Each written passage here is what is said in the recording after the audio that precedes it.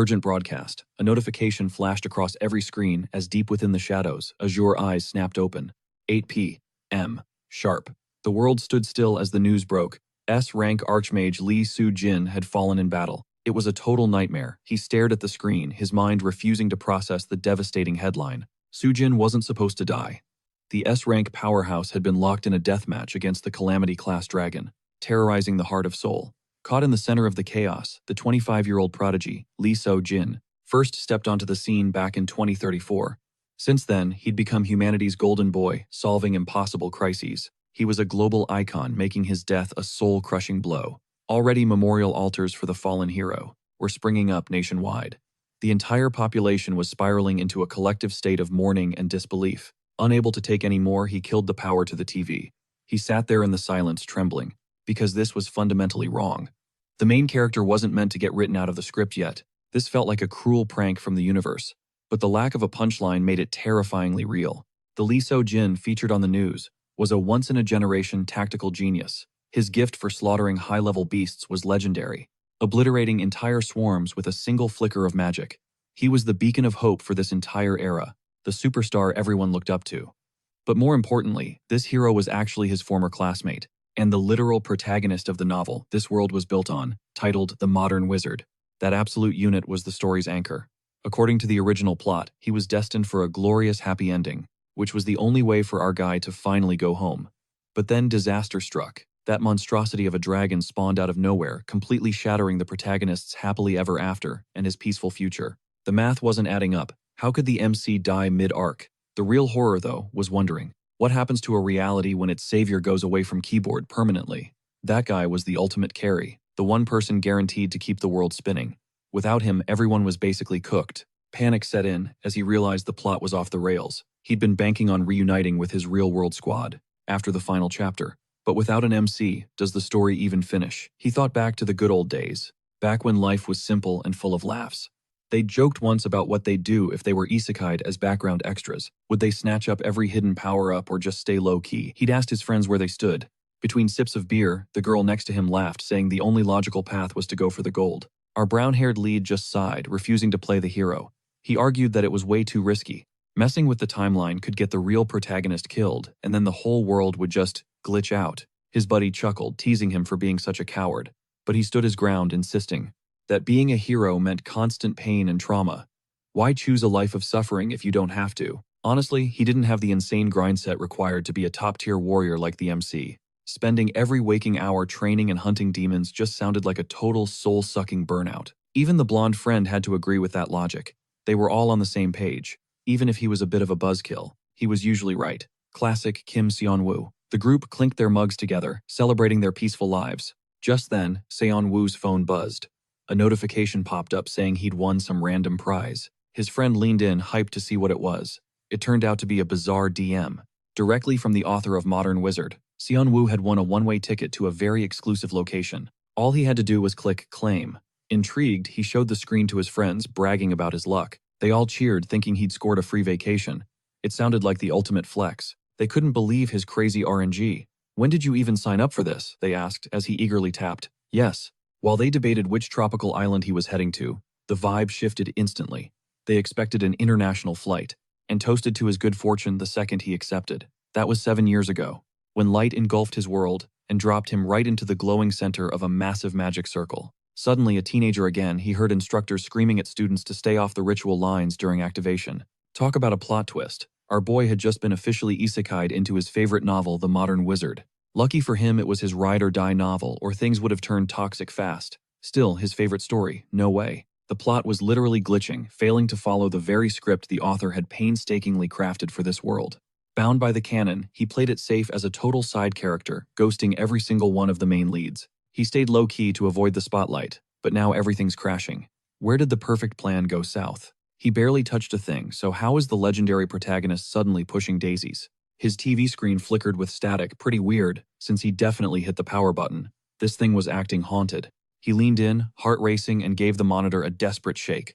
What in the world is happening? He prayed it was just some random technical error. But then, the entire vibe shifted into something sinister. A deafening boom shattered the air as the universe literally unraveled before his eyes. Talk about a total nightmare. Seeing the heavens tear open like cheap fabric would make anyone lose their mind with absolute terror. He peeked outside and choked back a scream. The people on the street were legitimately dissolving into nothingness. They melted away like fading illusions. Without a protagonist to hold it together, this world was officially game over. With the main pillar gone, every side character meant to support him was being deleted from existence. This accidental traveler screamed in pure terror, his mind reeling as his reality turned into absolute soul-crushing chaos. He stood there helpless, staring at the void until, thank God, a system error message flashed in midair. The text laid it all out. Lee Soo-jin was dead, and with the main character gone, well, curtains. Every main quest failed instantly. Since the story hit a dead end, a total world reset was imminent. Terrifying news. Cold sweat poured down his face as reality fractured the universe, rebooting itself like a corrupted save file. But he wasn't part of the code. Horror struck as his own body started to splinter and crack. A soul-shattering pain surged through him as his entire existence was forcibly reset into the unknown darkness. Darkness swallowed him whole until a distant, muffled voice started shouting for the student to wake up. The calls grew louder, demanding he open his eyes. They'd already arrived at the campus gates. Wake up. A thunderous shout jolted him awake, and he screamed right back, reeling from the most vivid nightmare ever. The driver jumped at the outburst and stammered an apology, but he'd expected the kid to be awake already. He was supposed to hop off ages ago. The teen blinked, scrambling to his feet while mulling over apologies. Meanwhile, his brain was in a blender. Did that driver just call him a high school student? No way. He was just in his room watching the apocalypse, yet here he was facing a grumpy bus driver. The trauma of the world ending still gripped him as he stumbled off the bus on shaky legs. He fought to stay grounded despite his trembling knees. Was that whole end of the world just a fever dream? Blinding sunlight hit his eyes, making him wince and shield his face. Then he saw it, the prestigious academy. Waves of nostalgia hit hard. The bulletin board proudly displayed a banner welcoming the brand new freshman class. Korea Magic Academy Class of 2032. This was his old alma mater. He'd graduated from here. Something was seriously wrong. 2032. The realization hit him like a freight train stealing his breath.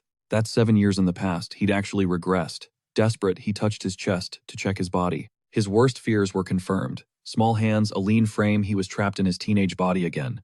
He'd pulled off a legendary regression. 7 years of his life had just been completely rewound. The intercom blared across the campus, offering a hollow, warm welcome to all the fresh Korea Magic Academy recruits. Opening ceremony starting soon. Take your seats. Great. Now he had to survive high school all over again. Pure insanity. He was on the verge of a mental breakdown. Every single detail was a carbon copy of the past, just like 7 years ago. Since destiny played this card, he had to suck it up and accept reality. Still, it beats permanent death. Since he was back in the past, he just had to endure the grind. Reliving the school struggle definitely killed the hype, but maybe he could actually ace his classes this time. But one burning question haunted him. How on earth did the invincible Lee Soo-jin actually die? Based on the canon, his death made zero sense. The protagonist was a total beast with god-tier talent. Going berserk after a savage battle was exactly what the plot required. He was supposed to survive that.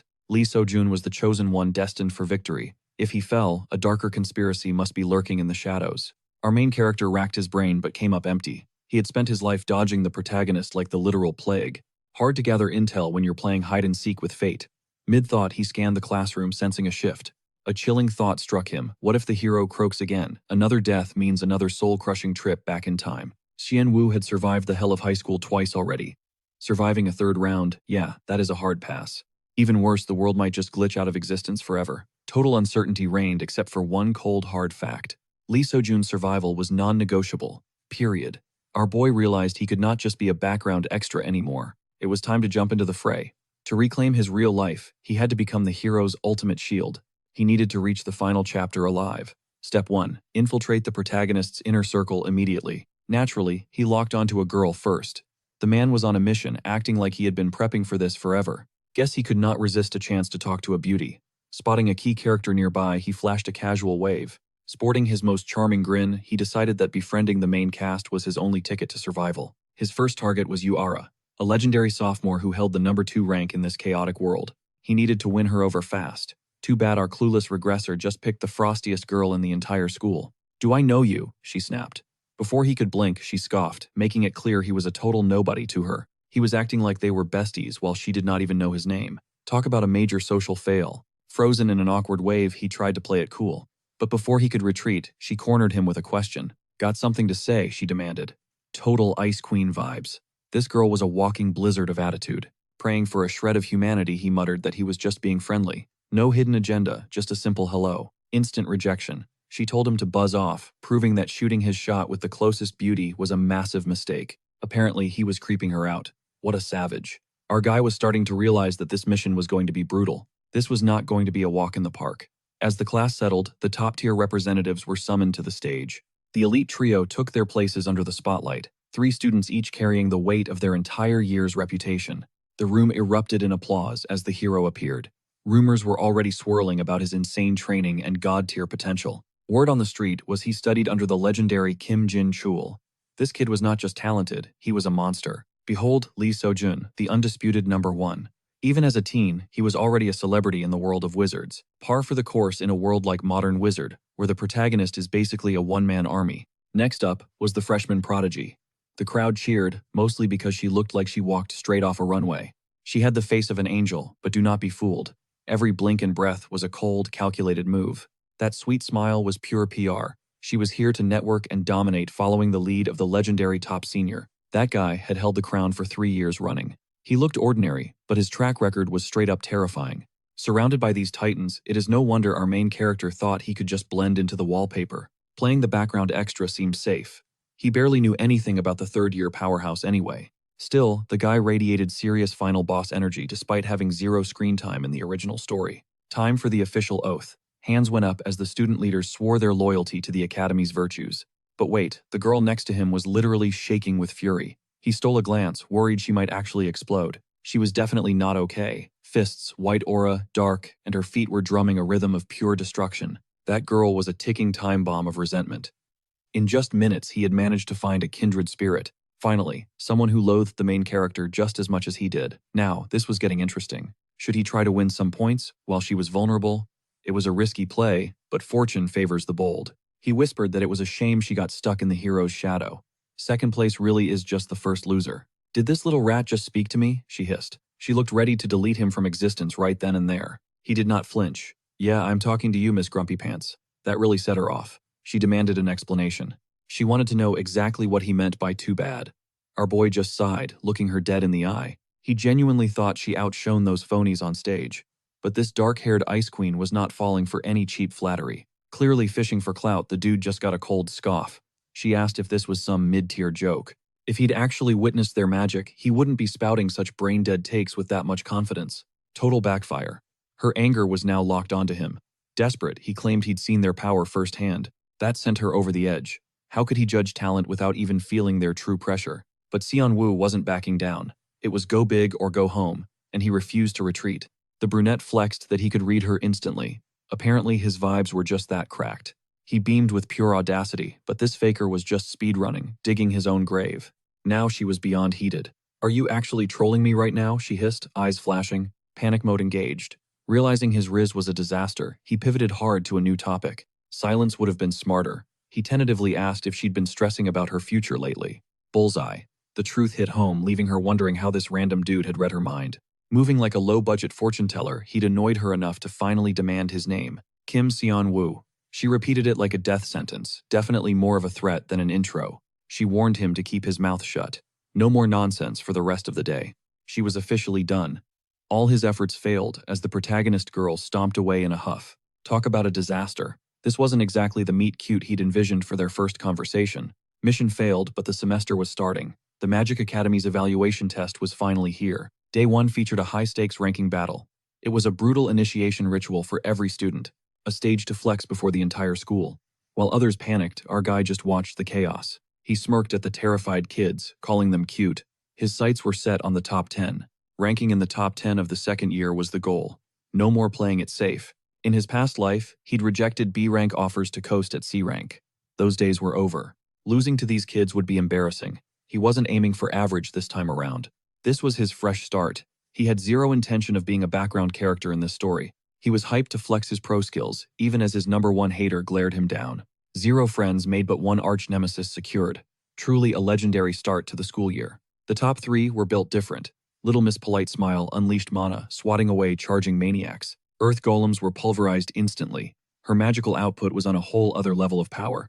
The crowd erupted, simping for exceptional talent. They watched in awe as the prodigies took the stage. The first-year star proved she was elite. Her skills were absolutely cracked and beyond her age. It was the girl from the assembly basking in the spotlight and showing off her obvious genius. Next up, the second years. The atmosphere shifted as the blazing fury stepped onto the field.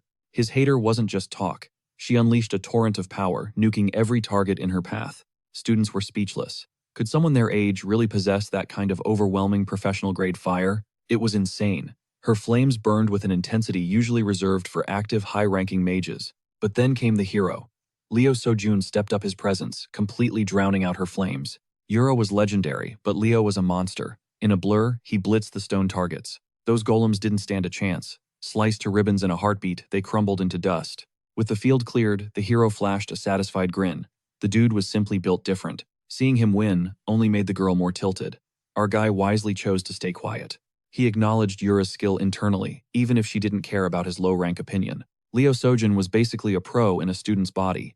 He'd snatched her first-place spot away, being eclipsed by a natural monster. Yeah, her frustration was totally valid and understandable. Finally, the announcement rang out. Class A, Kim Seon-woo. It was time to show up. He stepped forward with a confident smirk. Time to show these kids how a pro operates. All eyes turned to the stage as Kim Seon-woo stepped up for his turn. The instructor drew a blank, but one man's mysterious smirk told a different story. He'd been a total ghost in class, a background extra that no one ever noticed.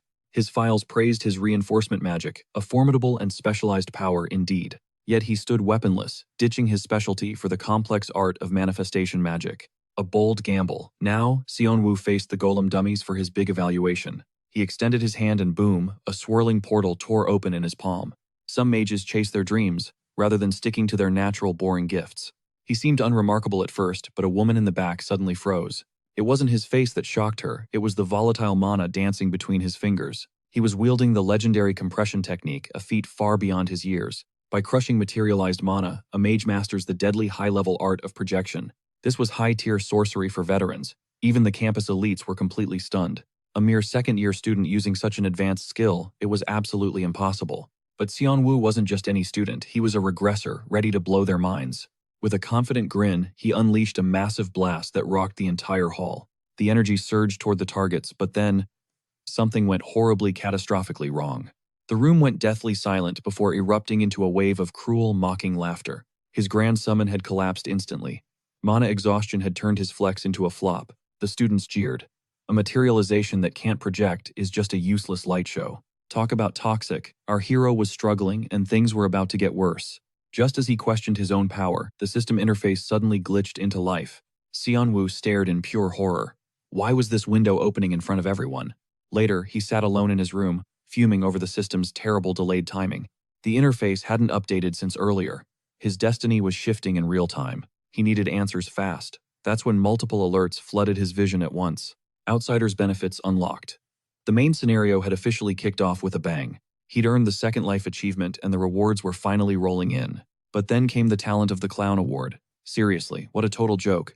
Surprisingly, being a laughingstock paid more than regressing. 5,000 points gained instantly. 232 people now labeled him as the Academy's biggest, funniest idiot. 1,000 points for being booted off stage. The system was savage, yet generous. Plot twist, the story's real protagonist was now keeping a very close eye on him. That was another 1,000-point bonus. In total, 4 heavy hitters were now watching. Each set of eyes was worth 1,000 points. He wanted attention. Well, he got it. It wasn't the heroic debut he planned, but the VIPs finally knew his name. In one humiliating afternoon, our guy had banked 10,000 valuable system points. To spend them, he had to unlock the Outsider Shop. What a massive headache. This point-based economy was a VIP-only perk, reserved for the ultimate chosen one. Only Seon-woo had access. The system was live, but his old talents were gone. He pondered his bizarre situation. Achievements were the key to farming massive point stacks. Infamy meant income. And the points shop was the ultimate game-changer for his stats. Traits, legendary skills, or epic items, he could buy it all. He was becoming OP. Points were great, but his reputation was trashed. He was the campus circus act. He'd become a millionaire in points, but at the cost of his own dignity. Labeling him a clown talent was low. During that attempt at a massive wide-range nuke, our tragic hero completely blanked on his non-existent mana reserves. Casting high-tier spells was a massive reach. He had never stood in the limelight before. The points didn't move him. What mattered was gauging his actual growth. He summoned the system window. Kim Seon-woo, now holding 10,000 points, checked his data. His vitals were mid, decent health, okay strength, average mana, and standard agility. No maxed skills, but he wasn't total trash, just painfully mediocre. Honestly, it kind of sucked. All his hard-earned stat points had been wiped, forcing him to grind from 0 again. Then it clicked, he could finally reallocate his stats. The system displayed 4 distinct magic paths: enhancement, manifestation, support, and summoning, the 4 pillars of mystic power. Enhancement was for the meatheads buffing bodies and weapons for brutal close-quarters combat. Manifestation was for true sorcerers, while summoning and support were strictly for backup roles. Our boy had locked in manifestation as his primary path with 0 hesitation. His logic: if you are going to be a mage, you might as well be flashy as hell. He tried to laugh it off, but his current situation was looking pretty grim. To master manifestation, he needed to dump every point into maxing his mana pool first. A notification pinged 50 more souls had entered his circle of influence. Just great. News of his performance was spreading like a virus, and for all the cringiest reasons.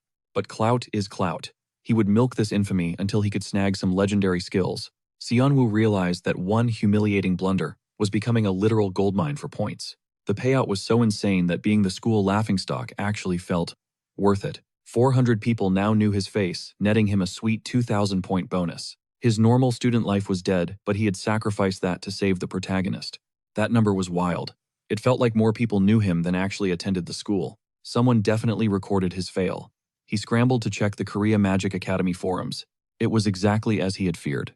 The video of the second-year loser was trending, and the comments were absolutely ruthless. People were straight up roasting him, wondering how a scrub like him even passed the entrance exam. It felt targeted, but while the embarrassment was real, those points were looking mighty fine. Since he was already a meme, he might as well monetize the hell out of it. He plotted ways to trigger even more engagement.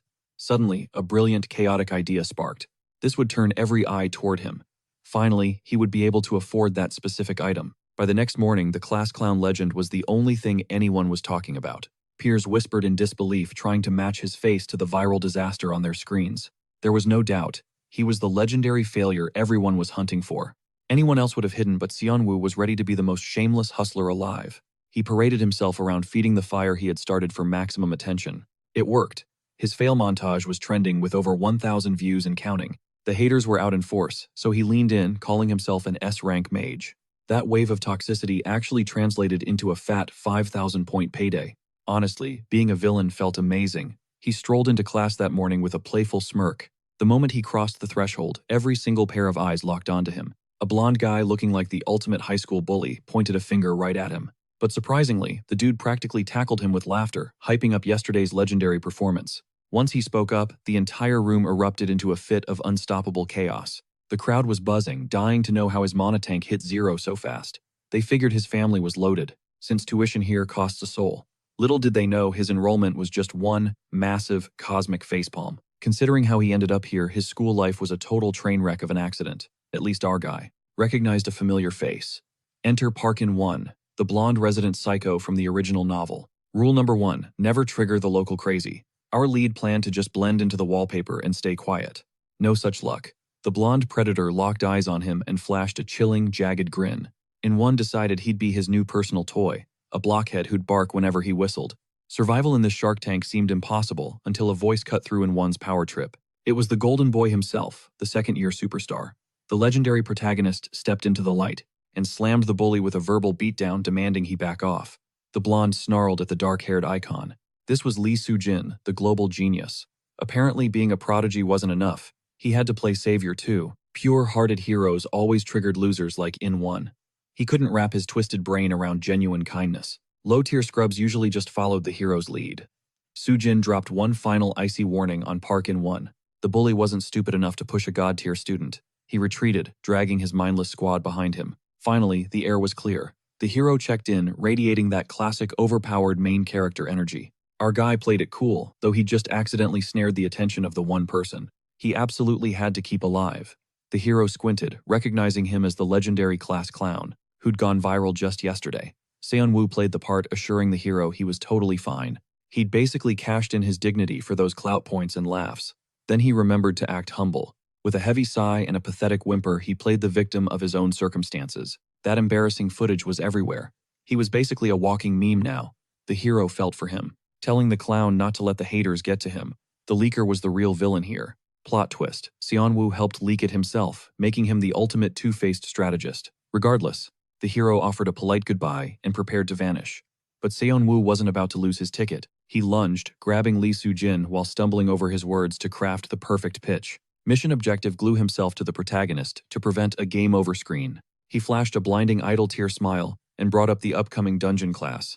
He wanted to team up, a dungeon duo. It was a bold move for a guy who was basically a walking liability. Soo-jin was speechless. The hero asked the obvious question, why him? With the most innocent puppy dog eyes, Seon-woo explained that it was a win-win scenario. Soo-jin weighed the cost of carrying absolute dead weight on his back. After a beat, he hit the poor guy with a brutal rejection like a cold shutdown of a love letter. He'd clearly never considered the clown as a viable partner. But Seon-woo wasn't the type to fold. He'd survived a full game run by staying in the shadows, and he wasn't stopping now. He had 2 critical points to drop before the rejection became official. The hero sighed and listened. It was time for the ultimate sales pitch. Seon-woo had to sell himself like his life depended on it. Point number 1. The hero needed to realize that Seon-woo was the absolute bottom of the barrel. He was ranked dead last in the entire second year. Everyone knew he was essentially magical trash. Honestly, that's usually a reason to run away. The hero was floored by the sheer, unadulterated audacity. Like, shouldn't he have some self-respect? Soo-jin asked if this was seriously his best argument. It was a tough sell, even for a hero. But our main character had a hidden ace up his sleeve. He pointed out the group test adjustment score. If the school's top ace teamed up with the ultimate loser, the hero's final grade would actually skyrocket. The golden boy hadn't expected this level of calculated self-burn. The logic held up, but the stakes were lethal. Teaming with a zero-skill teammate in a dungeon, it felt like a suicide mission. However, Seon-woo had one more card to play to seal the deal. The second reason was the clincher. Yu Aura, the class's silver medalist, had already recruited 2 low rankers. She was definitely strategizing to balance the team's total score. The hero knew she was an AoE specialist. Clearing dungeons with low rankers, child's play for a mage like her. Even our main character couldn't deny that logic. But wait, there was a third, more surprising reason. Even after hearing the team was full, the boy just grinned and pointed at his own chest. Reason 3: him. He was bottom tier, sure, but his combat potential was a total mystery waiting to be unraveled. That high-tier summoning stunt proved he had one hell of a wild card up his sleeve. Soo-jin couldn't help but chuckle. This guy was so genuinely upbeat, protecting him would be a total breeze. The class clown was low-key, the most entertaining person here. Soo-jin saw the spark since day one. Captivated by the boy's vibe, the hero officially agreed to the partnership.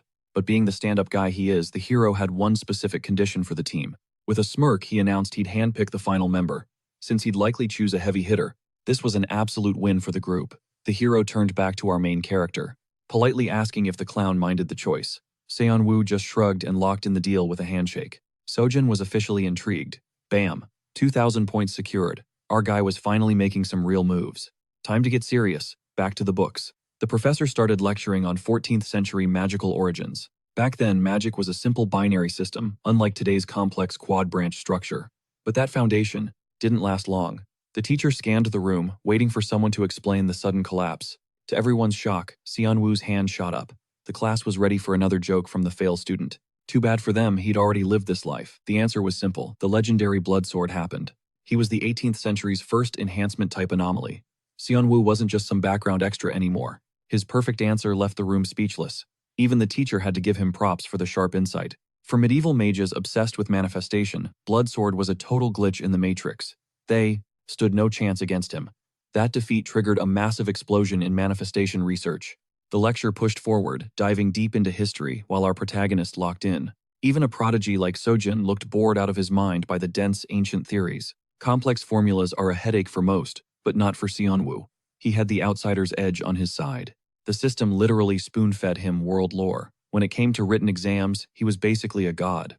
Armed with his cheat code knowledge, he scribbled down notes with a confident grin. The peanut gallery started whispering, calling him the class Hermione. From zero to hero in 24 hours. It was wild.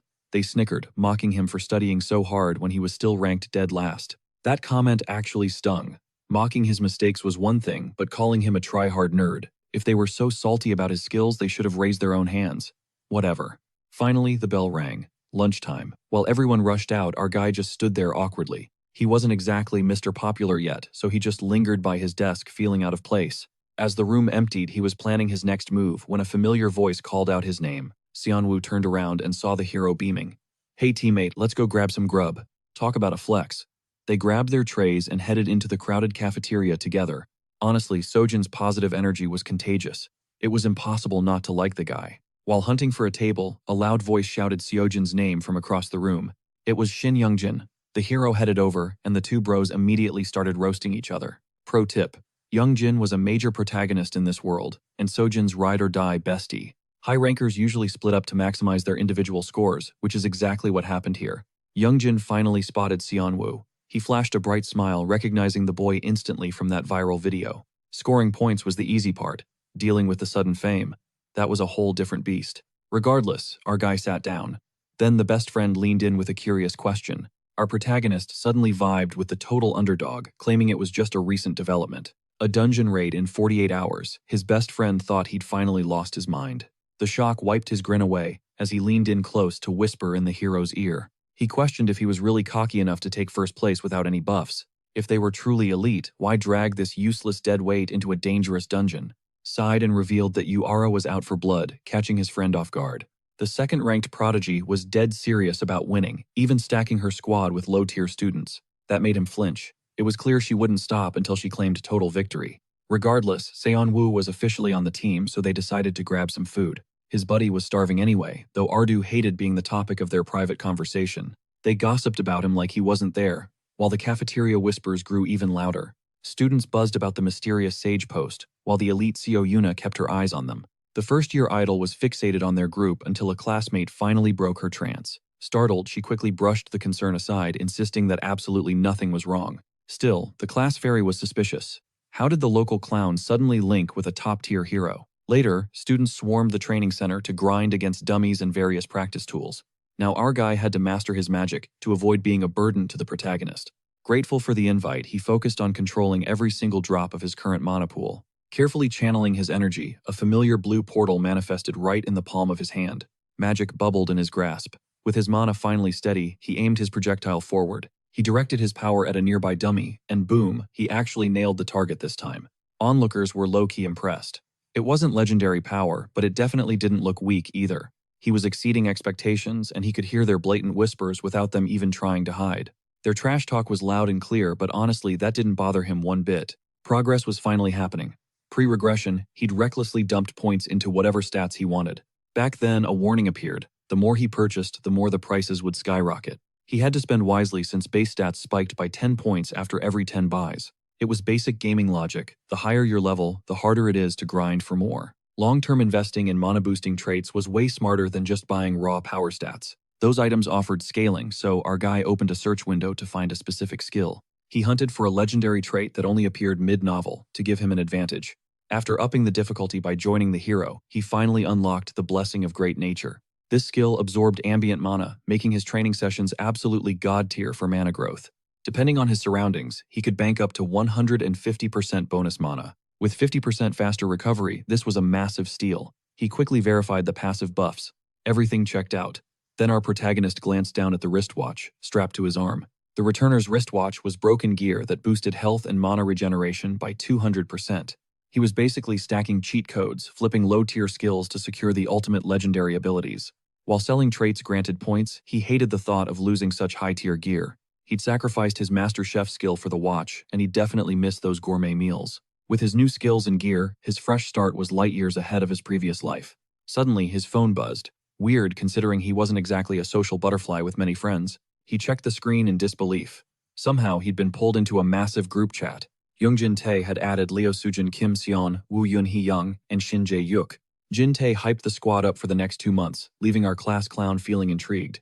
Aside from Yoon Hee Young, the rest were total strangers. Were they all just low-tier fodder? Yoo Hyun had major main character potential, but she was still a total sleeper with hidden talent. She was basically irrelevant for now. It'd be easier if these low rankers just dropped their roles already. He'd pegged a few, but others were wildcards. Jean was manifestation with a support subspec. Yoo Hyun used force manifestation, while Jinta was an enhancement type struggling with manifestation skills. Turns out Jinta was absolute trash. This was 100% a low-tier squad. Our boy admitted his manifestation lacked elemental affinity. Total beginner vibes. Gion just had to laugh, mocking how the entire school already knew about his pathetic stats. The Joker specialized in manifestation too. Our boy gritted his teeth. He was honestly just trying to lead the team. He just wanted everyone on the same page. There was no need for toxic rudeness regarding his well-known failures. Strategy put Sujin at the center.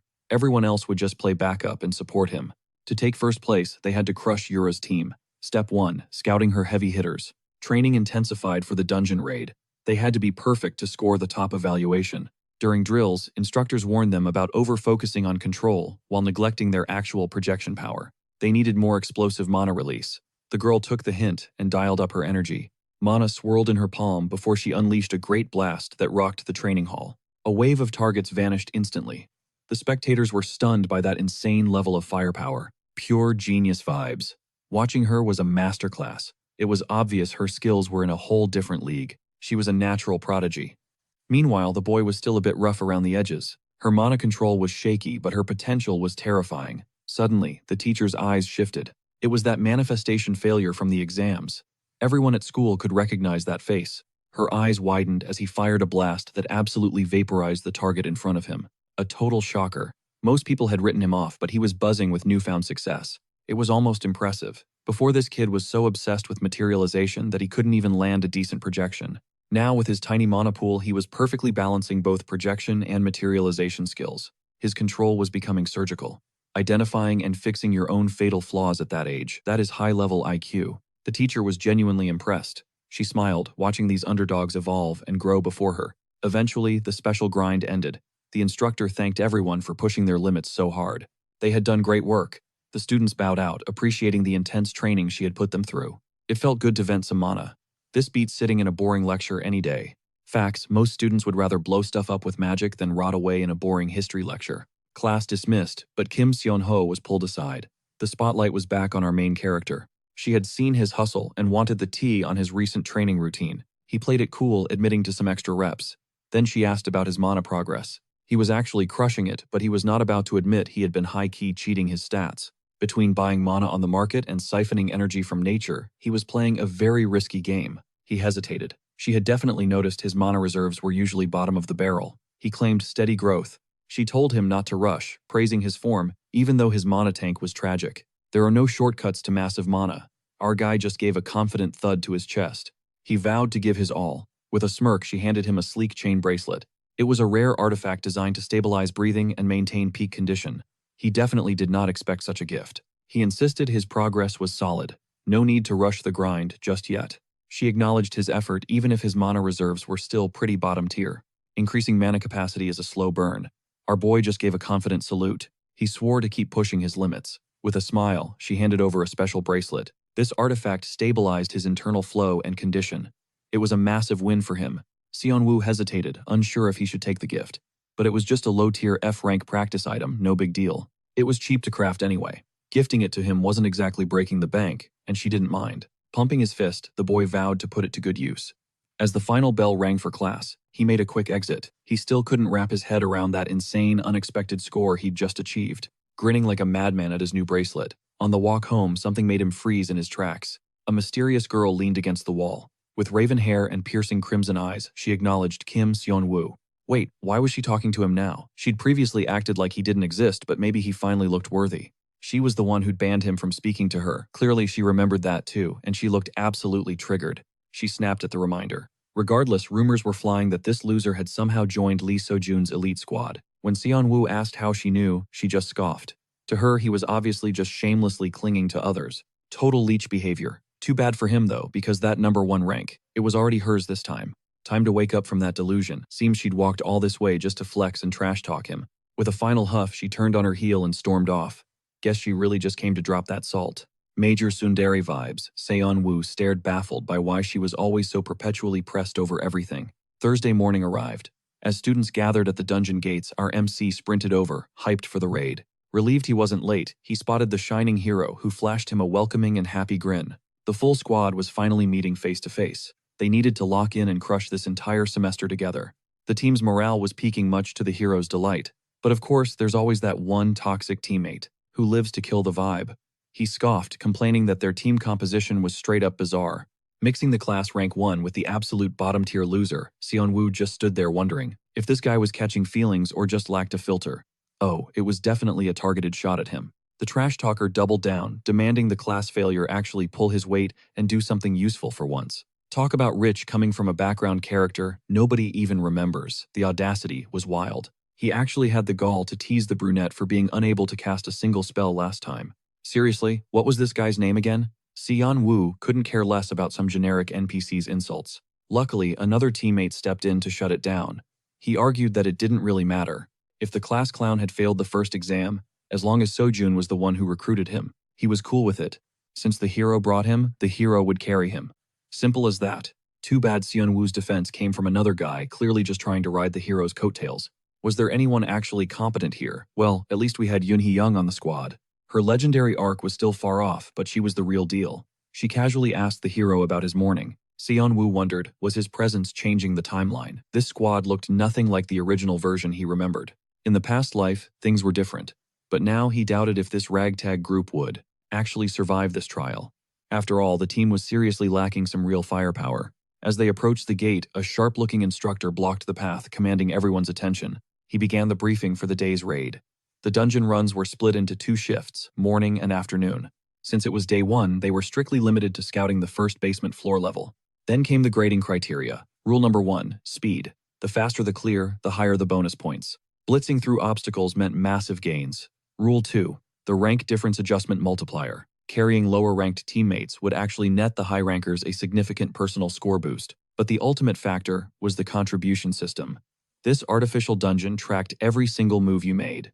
Translation: your grade depended entirely on how much value you actually brought to the team's success. Safety was the top priority.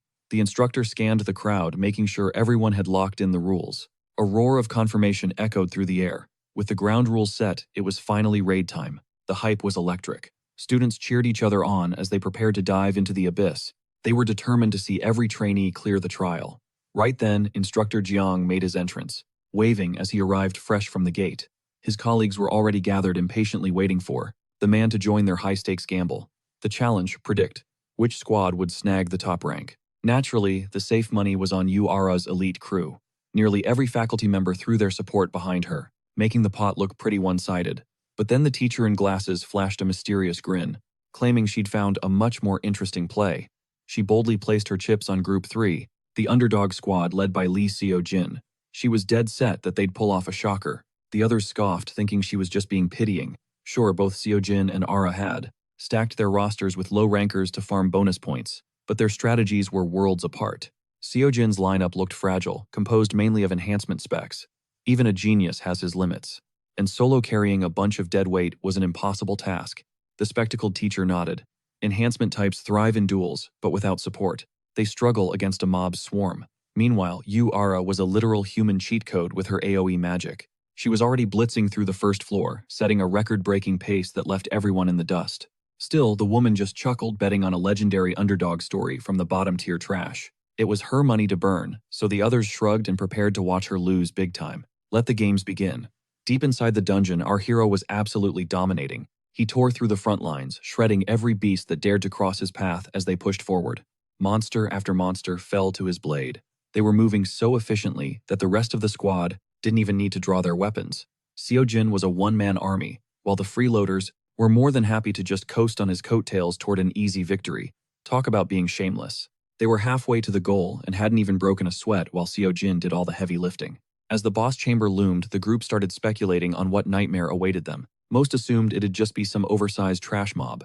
They kept chatting and gossiping, placing bets on whether it'd be a giant rat or a mangy stray. But one girl remained on edge. A boss was still a boss, and underestimating one was a death sentence. Haeyang then turned to Seonwoo, asking for his take. Since he'd lived through this nightmare before, he calmly predicted a giant wolf encounter. It was a weirdly specific call. Instantly, the group's resident jerk started mocking him, demanding to know how a loser like him could possibly know the future. Seonwoo wasn't about to bite, keeping his secrets close to his chest. He just warned them to brace themselves for a lupine threat. He'd cleared this floor 1,000 times in his past life, and he doubted the system had changed the script. The bully just sneered, labeling him a total fraud.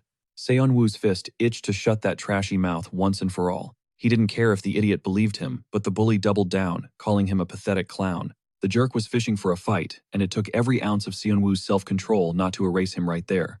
Laughing it off, the hero stepped in to de-escalate. He urged the team to keep their eyes on the prize and clear the floor at lightning speed. The tension simmered down as they trekked deeper into the darkness. Suddenly, a sharp command to halt echoed. Everyone froze, wondering why the hell they were stopping. The bully chirped in, mocking the top ranker for getting cold feet. But fear wasn't the issue. Something was glowing right in their path.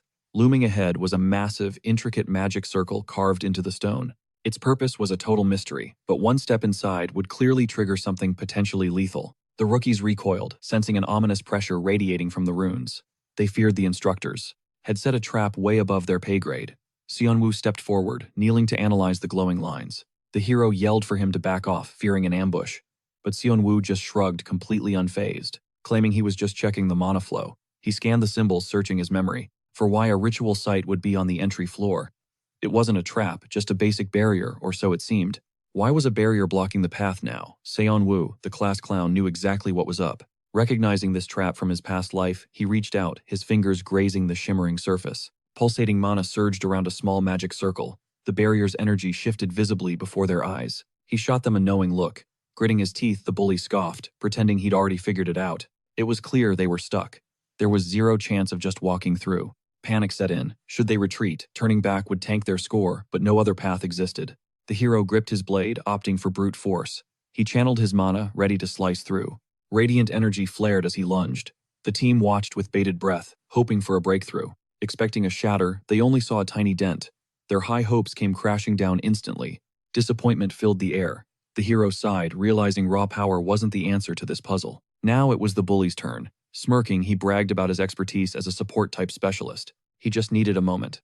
Kneeling before the circle, he began weaving his own magical threads. As he touched the runes, it actually seemed like the jerk was finally contributing something useful. But wait, nothing happened. Talk about an epic fail. The complexity was insane. He realized breaking this code would take an eternity to solve.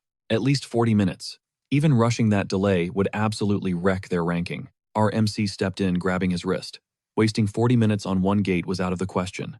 Time for a new plan. Seonwoo claimed he'd just shatter it, a wild boast coming from him. As the group's perceived weakling, the bully immediately scoffed, trying to put Kim Seonwoo in his place. Ignoring the noise, Seonwoo focused. Every second mattered. As he pressed his palm against the floor, he went to work. His unique trait, Outsider's Benefit, surged to life within him. The barrier's complex formula unraveled. Glowing magical characters hovered before him, waiting to be read. He could manipulate the code. Thanks to his sharp eyes, he instantly grasped the spell's core logic. Swapping the runes, he delivered a precise tap. The magic circle flared with sudden brilliant light. The wall vanished instantly. Seeing the useless guy outclass the experts felt incredibly satisfying. What the bully called a 40-minute job took Seonwoo just 5. He smirked at his stunned teammates. Mission accomplished, he joked.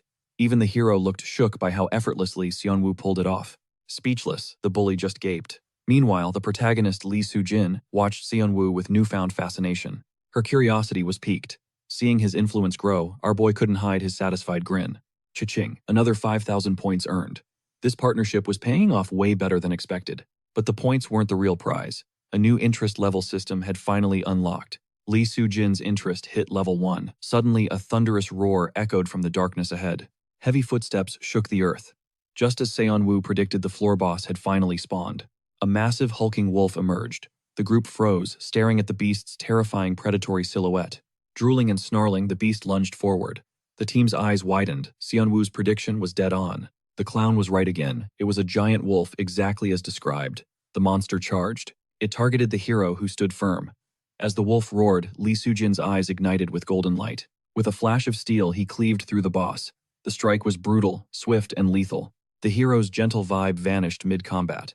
Facing monsters, he transformed into a cold-blooded warrior. He soaked up the cheers, blushing as they praised his one-shot kill. The boss didn't stand a chance. He treated the boss like a common mob. The exit opened, and the relieved students finally escaped. Their instructor congratulated Group 3 on snagging second place. The hero gasped, who could possibly be first? Group 7 held the crown. They'd cleared the dungeon 30 minutes faster. It was Yura's legendary squad. The group was floored. Yura was a total beast, tearing through the dungeon in just 4 hours. 4 hours and 11 minutes. Unbelievable. They barely clung to second place by 2 measly minutes. They were losing ground and fast. Having so many deadweights on the squad was becoming a total disaster. It was a mess, but Seonwoo's clutch play barely saved them, securing second place by a hair. The hero flashed a bright grin at our resident jokester, genuinely hyped for the assist, despite the silver medal. Seonwoo turned beet red. Turns out he's a total sucker for compliments. If he hadn't shattered that barrier instantly, they would have plummeted down the rankings into a nightmare scenario. Still, the hero was beating himself up for the fumble. He was convinced that a faster dungeon clear would have bagged them the gold. Their female teammate wasn't having it. She argued that they only survived this long thanks to the hero's carry. It was only week 1 on floor 1. The climb was just starting. Seon-woo told the hero to keep his chin up. A comeback was still on the table, but the rest of these benchwarmers needed to actually start contributing. While heading out, a voice cut through the air calling Seon-woo's name. He spun around, caught completely off guard, only to find the support instructor locking eyes with him. She wasn't there to chat, she had a serious offer. Seon-woo's mind raced, but the teacher dropped a bombshell. She wanted him to switch to the support major right now. Talk about a curveball. Our guy gave a hard pass instantly, but she wasn't about to take no for an answer. She was fuming that this brat dared to decline before hearing the perks. He needed to shut up and listen. Flexing her power, she offered him a special talent scholarship worth a staggering 50 million won. That's a massive bag, but even cold hard cash couldn't tempt Seon-woo away from the flashy world of manifestation. Denied, the instructor was livid, while the peanut gallery whispered that passing up 50 million won was straight up insane. They wondered if he'd lost it. Since he was a total manifestation flop anyway, switching majors seemed like a no-brainer. Most people would have signed that contract in a heartbeat. The other low tiers even admitted they'd jump ship for that money. A familiar voice questioned his resolve. Seon-woo looked up to see his biggest hater looming over him. She was back, coldly noting that being a special talent meant way more than just a fat bank account. Shockwaves hit the room as Yuara joined the fray, but Seon-woo just flashed a confident smirk, thanking them for the input but doubling down on manifestation. He wasn't letting anyone dictate his path. He wasn't about to fold when his passion was on the line. The girl stared back, absolutely baffled by the sheer audacity of his blind confidence. Fast forward a bit, the school's star freshman was strolling through the corridors when a familiar figure caught her eye, making her stop in her tracks. She approached with a cautious hello, quickly identifying the class clown. Mistaking him for a senior named Kim Chinook, she greeted him formally. Of course, our guy set the record straight on his name instantly. She let out a fake gasp, pretending it was a slip of the tongue, though Seon-woo knew she was trolling. She then asked why her senior was scrubbing floors like some low-level janitor. He simply shrugged. The place was filthy, so he cleaned it. If you see a mess and have the means, you fix it. Simple logic for a good guy. She just giggled, teasing him about being such a nice guy. She waved him off with a smile, but internally, she thought he was a total clown. Little did she know, Seon-woo just triggered a fairy housekeeper achievement. Boom. 1,000 points secured. It was a massive win, even if he couldn't explain to anyone that he was grinding janitor duties just to unlock a ridiculous system reward. Talk about a weird flex. Task complete. He went to stow the cleaning gear, unaware that someone had been watching him with a look of immense pride. Later, the lecture shifted to the biology of the world's most terrifying monsters. From humanoids to winged beasts, the variety was endless. But the apex predators of this world, those were the mains. The instructor scanned the room, asking why these creatures were feared above all else. The resident brainiac spoke up unless they reveal their true form or enter a berserker rage. Manies are identical to humans. Correct. These blood drinkers are the puppet masters behind the monster hordes. They are the ultimate evil already hiding in plain sight within human society because they are biologically indistinguishable from us. For a regular citizen, spotting a main is basically impossible without high-tech gear. Except for one telltale sign, their eyes turn into a pitch-black abyss. Seon-woo soaked in the info, his heart racing as he realized the danger lurking in the shadows this weekend. Inside the surveillance hub, teachers hovered over every monitor. They were dead serious about this safety-first protocol. This marked the legendary debut arc, the exact chapter where Lee Soo-jin would finally seize center stage. A student crushing a grown man, the viral hype was inevitable, and Soo-jin was more than ready. Our MC had no reason to meddle, yet the memory of that catastrophic timeline forced him to move. He would scout for danger just in case. Plus, high-tier dates with Soo-jin would definitely require. Locked in the training center, the kid was grinding through his mana circuits for a crucial skill evolution. Deep meditation was the key, evolving that inner spark into a swirling, verdant sea of raw energy. As he centered, his spirit energy surged. Progress was slow, ticking up by 0.02. The Nature's Blessing bonus added 0.03. Proficiency was climbing, now up 12%. Every stolen moment of practice was paying off. Finally, he had a decent reserve of mana. A sudden ping broke his focus. A system window appeared. Great Nature's Blessing hit rank 2. Massive dub. The active skill Great Nature's Heart was finally unlocked and ready for action. He grinned. Buying that blessing was a high-tier move regardless of the crazy long cooldown period. For 60 seconds, his mana regen would go absolute beast mode. Now he could spam skills. This settled it, he was a manifestation specialist. He laughed off the teacher's suggestion to join support. No shot he was taking that. Manifestation was his true calling. He wasn't about to pivot. Cracking barriers was just a lucky break. Deep down, he knew the support role wasn't for him. He couldn't even cast a real shield, but man, losing that scholarship cash was starting to hurt. His bank account was straight up screaming, and honestly, part of him was low-key tempted to switch. Still, support just wasn't his vibe. He was broke as a joke, but that's typical student life. Shaking off the dust, he stood up. He desperately needed a way to secure the bag. Dungeon diving was an option, but hunting high-tier monsters for loot was way too sketchy. He could try the tower, but he was still a student, stuck on the lower floors. Stepping onto higher levels would get him instantly deleted. Our boy was stuck in a tough spot. Being under 18 was a major nerf. He couldn't get a license for the big boy floors. He racked his brain for a loophole. Then, like a lightning bolt, a genius plan hit him. Under a starlit sky, teachers gossiped about a mysterious, impressive student they saw in the dungeons. Suddenly, the notorious trash student Kim Seon-woo was flipping the script on his reputation. He was even showing up early for cleaning duty. The staff couldn't help but notice his focus. During theory class, he was actually participating. His newfound grind set was starting to inspire the faculty. His teacher beamed with pride. Hearing her student get praised was the ultimate flex for her. She bragged that manifestation kids were built different. Anyone trying to poach him had already lost. She let out a sharp, villainous laugh. This lady definitely had a spicy side to her. She had zero doubts about Seon-woo.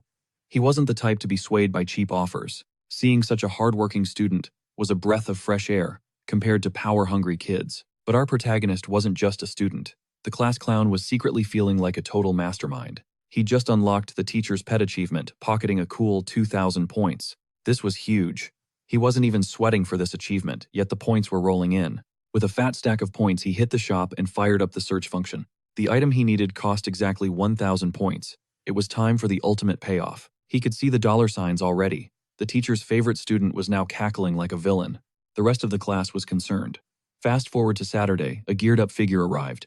A uniformed guard blocked the path, demanding to see a valid mage license before entry. The visitor reached into his pocket. It was time to see if this tower infiltration worked. It was our boy wearing a mid-tier disguise. He'd basically just slicked back his hair. With fake glasses, he was Kim Jin-woo, age 25. He looked like a total budget variant. The guard snatched the card, eyes squinting at the suspicious-looking photo. He slid it through the scanner. Turns out our guy didn't account for high-tech security. The guard's face soured. The system was showing 0 results for a mage named Kim Jin-woo. He had completely underestimated digital verification. His master plan was falling apart instantly. A legit authentication scanner waited at the gate, catching everyone off guard. 25-year-old C-rank mage Kim Jin-woo somehow passed the check as a verified hunter. It felt like a total system glitch, yet the guard politely returned his card. Security near dungeon zones was surprisingly trash, though our guy's nerves were still totally fried. Bro really gambled on a broken rigged system just to secure the bag. This fresh identity came straight from the points shop, proving money or points can buy anything. That shop is actually cracked. He even got to customize every detail of his new persona. A mage license was included in the bundle for a cool 10,000 points. That's where all his hard-earned cash went, but the fake ID was worth every single point. Now he's infiltrating low-tier dungeons, bypassing licenses that carry high-level, unforgeable magic formulas. Forging these is impossible unless you've got a literal cheat system like he's flexing right now. With those sleek, color-shifting glasses on, his disguise was absolutely chef's kiss. His plan: conquer the tower, then speedrun to Han River before the 9:30 main event. He needed a front-row seat for Lee So-jin's clash, so he dashed inside the dungeon. Kim Jin-woo entered the Tower of Proof, currently capped at floor 27 based on his stats. The tower demanded his destination, and while he's ambitious, he isn't about to throw. He picked floor 10 even though it had already been cleared by others before him. Loot quality usually drops after the first clear, but our protagonist didn't even flinch. He locked in floor 10 anyway, aiming for a secret objective via the convenient portal system. Every tower houses these teleporters, though the difficulty and monster tiers vary wildly. Trap lethality and enemy strength were all ripped straight from the original story's lore. Most guilds avoid floor 10 of the Tower of Proof, because the difficulty is just built different. The brunette materialized only to face a terrifying multi-eyed wolf beast lunging from the shadows. As he entered, the creature let out a guttural snarl and charged with lethal intent. But Jin-woo was locked in, blasting that beast right in the face with pure mana. These early floor mobs were basically fodder, perfect for farming some quick experience points. He unlocked the first hunt title and snatched 1,000 points from that trap-heavy floor. Between the magic formulas and layout, this tower felt tailor-made for his specific skill set. Our guy geared up to push further, while over at the Han River, things were buzzing. The crowd was massive as the hero chilled with his best friend amidst the urban chaos. It wasn't even a holiday, yet the area was absolutely packed with hyped-up citizens. His bestie was desperate for a selfie, despite the hero's low-key, hesitant vibes. Making memories was the excuse, so the hero finally caved to his friend's energetic request. While they posed for the gram, our MC was busy slaying his latest monstrous target. He even scored a magic crystal, which is more than enough to cover his travel expenses. Time to bounce. The brunette began scanning the walls for a very specific hidden trigger. His fingers traced the cold surface of a massive door until he felt a familiar spark. A golden glow flickered under his touch, signaling he'd finally found the hidden entrance. As he pressed down, the gold expanded into a shimmering light that left him totally stunned. He triggered the Barrier Breaker achievement, banking a sweet 2,000-point bonus. The heavy doors groaned open, revealing the legendary hidden floor of the Tower of Proof. Mystical mana flooded the inner world, an area that looked surprisingly elegant and serene. Unlocking the Mystery Explorer feat netted him another 5,000 points in a heartbeat. He smirked, the gamble paid off perfectly. Suddenly, a massive statue nearby began to speak. The stone figure demanded a trial of strength as a violent aura exploded through the room. A crushing weight slammed into Xianwu. He gritted his teeth, barely holding back a groan under the suffocating force. Searing heat scorched the air, then eerie giggles echoed. Petals swirled into a floral cyclone surrounding him in a deadly dance. Wings fluttered as mischievous fairies emerged from the shadows. They circled him, their high-pitched laughter sounding more like a threat. These were flower fairies. Just C-rank mobs, low-level, sure, but never something you should underestimate in a dungeon. A swarm of C-rank pests is always a headache. Those cute tiny faces shifted instantly into something far more sinister. Their tiny fangs flashed as they lunged. Sweetness was gone, replaced by a bloodthirsty drive to tear him apart. Individually weak, these things were absolute lunatics. The mere sight of a human sent them into a homicidal frenzy. Lucky for him, their small size made them perfect targets. Xianwu started sniping them out of the sky with precision. He needed to drop them now. Getting swarmed by these flying ants at close range would be a total nightmare. One wrong shot and he'd hit himself. Against these buzzing pests, reflexes and raw speed were his only real allies. He unleashed a relentless barrage. Each shot found its mark, deleting the floral monsters with cold, calculating efficiency. They dropped like flies until the survivors hesitated. Xianwu didn't stop, instantly manifesting a glowing magic circle before him. He wasn't finished. Simply wiping out the mobs wouldn't be enough to conquer this floor's trial. The trial demanded proof of his worth. But how do you prove your individuality? Just by swinging a sword. Killing fairies wasn't the answer. Instead, he tapped into his secret weapon, the Outsider's Benefit trait. He began deconstructing the complex magical formula. It flickered onto his vision, looking exactly like a broken cheat code. Analyzing the requirements, Xianwu understood the assignment.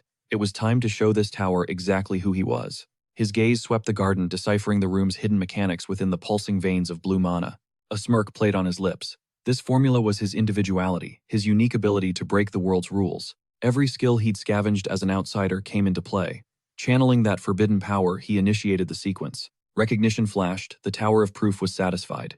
For his trouble, Xianwu pocketed a cool 10,000 points. The illusion dissolved, revealing a grand pillar flanked by two twin stone maidens watching him silently. The tower granted its divine favor. Suddenly, a new adaptive trait, Proof of Tower, etched itself into his status. Loot flooded in the Red Dragon Soul, an ancient spellbook, and a legendary sacred herb seed. Talk about a jackpot. Plus 5 rare herbs and permanent stat boosts, mana increased by 5 with a 20% recovery speed buff. His spell power jumped by 10% too. Xianwu couldn't help but celebrate. The tower had basically gifted him godhood. A blinding flash ignited the sky as celebratory fireworks erupted, signaling his absolute victory over the hidden trial. The inner world's secret floor was conquered. Meanwhile, back at the Han River, the two friends were just vibing. The festival lights began to pop. Suddenly, the hero's expression shifted, urging his buddy to look at something suspicious. He pulled up their recent photo, but it wasn't the scenery he was staring at, it was a background detail. A sinister figure lurked behind them, eyes like hollow pits of shadow. His friend's heart nearly stopped in terror. Recognizing that predatory gaze sent chills down his spine. It was impossible, yet there he was, a literal monster. A Ma-In was hiding in plain sight. They spotted him shuffling through the crowd like some brain-dead movie zombie. That thing was a walking corpse wearing a human mask. Then the clock struck a heavy, ominous note. It was 9:30. Xianwu watched the creature roam, his eyes fixed on the impending disaster unfolding before him. Where was the main protagonist? The scripted hero was supposed to handle this, but he was nowhere in sight. The tension was unbearable. Xianwu debated jumping in, but this was a canon event. He wasn't supposed to interfere. An extra like him shouldn't be stealing the spotlight. But if the hero didn't show, everything would go south. He didn't want to be that trope, the accidental protagonist who does too much and breaks the entire storyline. Plot armor aside, that was still a lethal predator wearing a human face ready to snap at any second. If that monster went berserk in this crowd, it'd be a bloodbath. Xianwu's conscience began to scream at him. He was stuck in a brutal dilemma. Suddenly, some clueless civilian started walking straight toward the Ma-In to help. The idiot thought the monster was just sick. In that instant, Xianwu's plan to stay on the sidelines vanished. He had to move, or that guy was dead meat. Pure horror gripped Xianwu as he prepared to leap. He was too slow. Crimson spray-painted the grass as the Good Samaritan paid the ultimate price for his ignorance. Being a decent guy, his eyes widened in pure terror as that savage beast ripped into his gut. Claws dug deep into his chest, literally carving him open. That demon looked low-key attractive, though. But looks don't matter now. Its void black eyes flared crimson as it tossed the first body aside. Blood painted the pavement. The poor trash coughed up gore mid-air, regretting every single life choice. After dumping the garbage, the demon suddenly decided to shred its shirt to pieces. It let out a king-sized roar, flexing a god-tier six-pack to prove its dominance. The sound and smell of iron caught the festival-goers' attention. That's when reality finally hit them. Things just got deadly serious. One clueless girl was standing way too close to the nightmare. She froze, paralyzed by the realization that she was cooked. The time for spectating was over. Jianwu couldn't just watch the madness anymore. Around him, the crowd completely lost their minds. A raging demon was in their midst and it was tweaking. People scrambled to call for help. Reports flooded in about a monster at the festival. Meanwhile, our boy finally moved, glasses and all. He lunged forward because lives were on the line, and that girl was about to get deleted. Standing by wasn't an option. It seems our hero was delayed while handling official duties. The demon sighting was confirmed as authorities analyzed the photos and broke down the intel. It's definitely a demon. Young Hyun-soo, the anti-terror ace, was already on the case. Representing the Mage Association, he started asking some pretty mid-questions about the photo's timing. Turns out the shot was recent. The agent panicked knowing the beast was in a massive crowd. The more blood it drinks, the more cracked it gets. They had to tread very lightly. The professional hero was sweating the news. This was turning into a total disaster. Suddenly, he spun around, sensing a massive power spike. The agent didn't waste another second. He knew exactly what was up.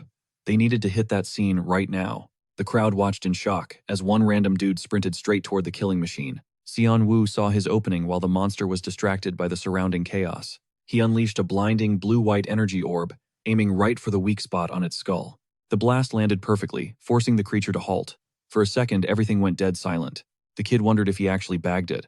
But nah, it's never that simple in this world. Panic set in as the mangled beast slowly turned around with half its face literally shredded. Now it was purely hideous, its mouth twisting into a terrifying snarl. Things just went south fast. He missed the brain, and now the monster's aggro was locked onto him. Truly a nightmare.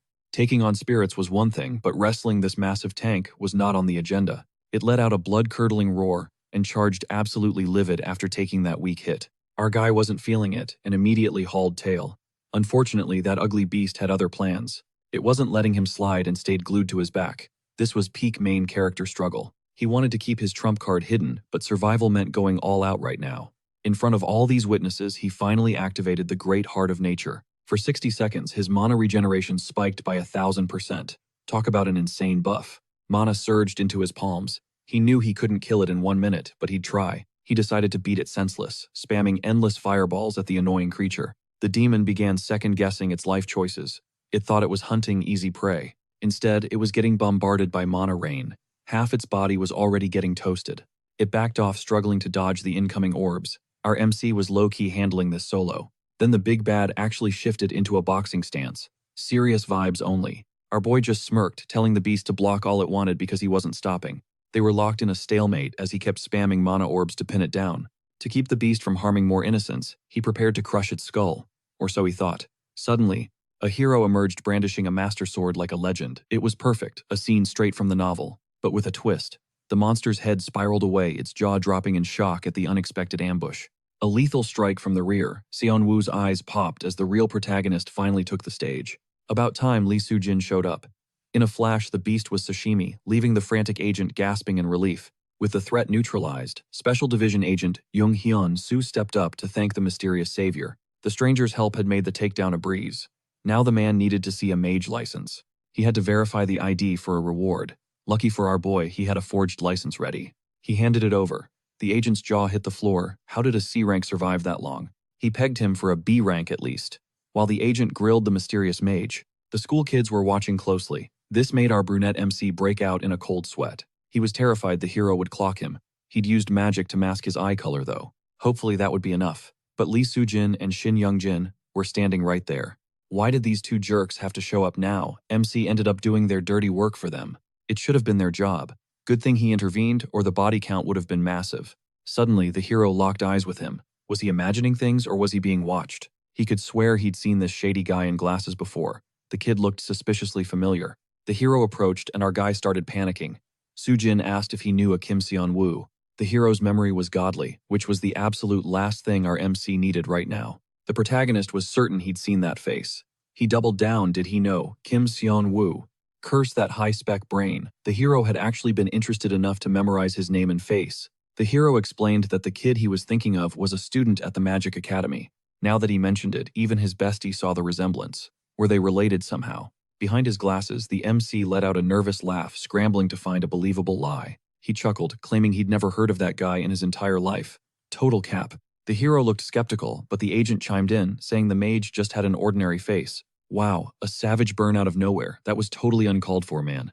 Anyway, the agents told the boys to stop bugging the stranger and get moving. The agent gave one last thanks, but the hero's gaze was still glued to our guy. This protagonist was way too observant. Usually these hero types are just clueless airheads. Those golden eyes were locked on.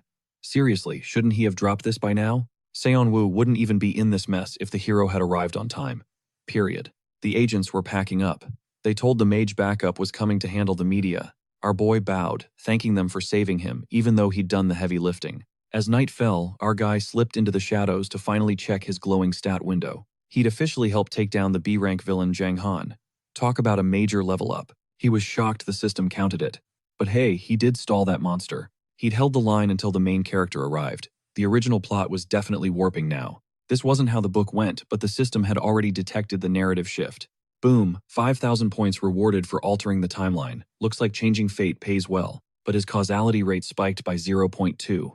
What exactly did that number mean? Intervening had consequences. Causality is earned by twisting the main plot. The bigger the change, the more causality he banked, he could trade it for insane powers. Now, that's a legendary deal. If Lee Soo-jin died in his original life, could he actually save him this time? Under his new powers tab, a world of possibilities awaited him. With the power to manifest any whim into reality, our boy finally held the keys to the kingdom. This absolute causality system meant he was basically playing God, turning every if into a when. But beneath the hype, he had one burning goal: to leave this world and return home. He genuinely missed his old life, a rare breed among isekai protagonists, who usually hate their pasts. No more holding back. It was time to floor it and rewrite the very fabric of this story. His mission: max out his stats and flip the script until he achieved total undisputed dominance. To safeguard Seo-jin while farming causality points, he'd have to start pulling the strings from the shadows. Suddenly, a massive 15 million won bounty hit his account for slaying that beast. Talk about a payday. Running solo with a hunter's license was proving to be a serious cheat code for getting rich. He'd secured an insane bag just by showing up, though his flashy trident was too high profile. It was time to splurge. Like a teenager with zero financial chill, he went straight for the luxury lifestyle. He checked into the Hansung Hotel, a 5-star sanctuary reserved for the world's most elite mages. The Hansung Group wasn't just a company.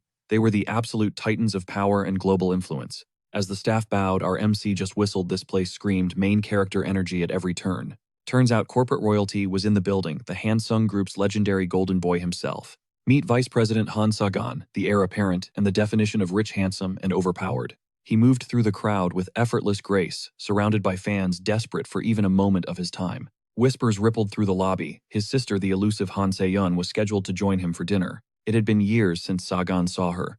Se-yeon was a wild card and a total main character herself. Tucking himself away, Jin-woo examined his new gear, the weapon humming with a dangerous lethal aura. The artifact looked absolutely demonic, but hauling a legendary spear around was like wearing a neon target. He needed to downsize or sell. A weapon this flashy would only bring unwanted heat from the shadows. The magic tome was a keeper, but the rare herbs, those were his ticket to meeting Se-yeon. He just had to play the waiting game until morning to set his grand plan into motion. By sunrise, the community was already buzzing.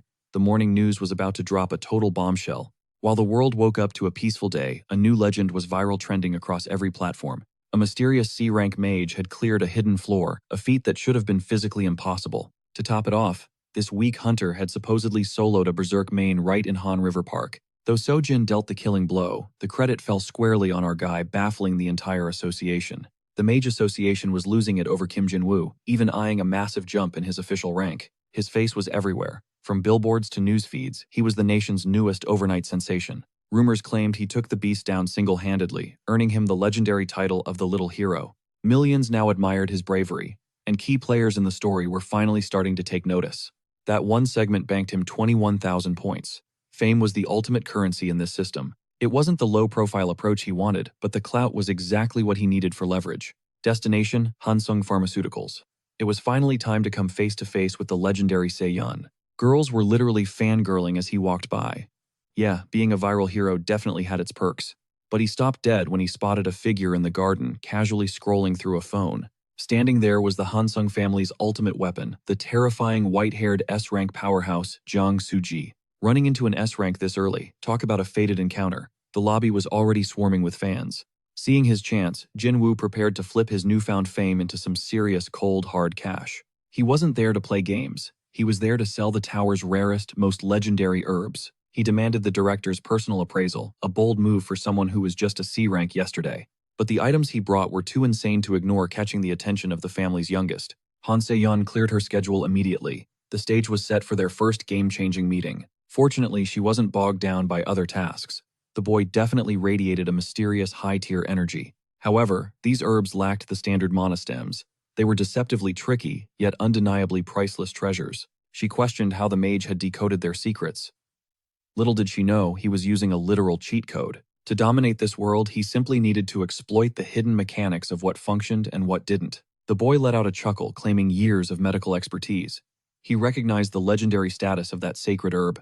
It was a high-tier catalyst. It supercharged other ingredients but was practically worthless if used entirely on its own.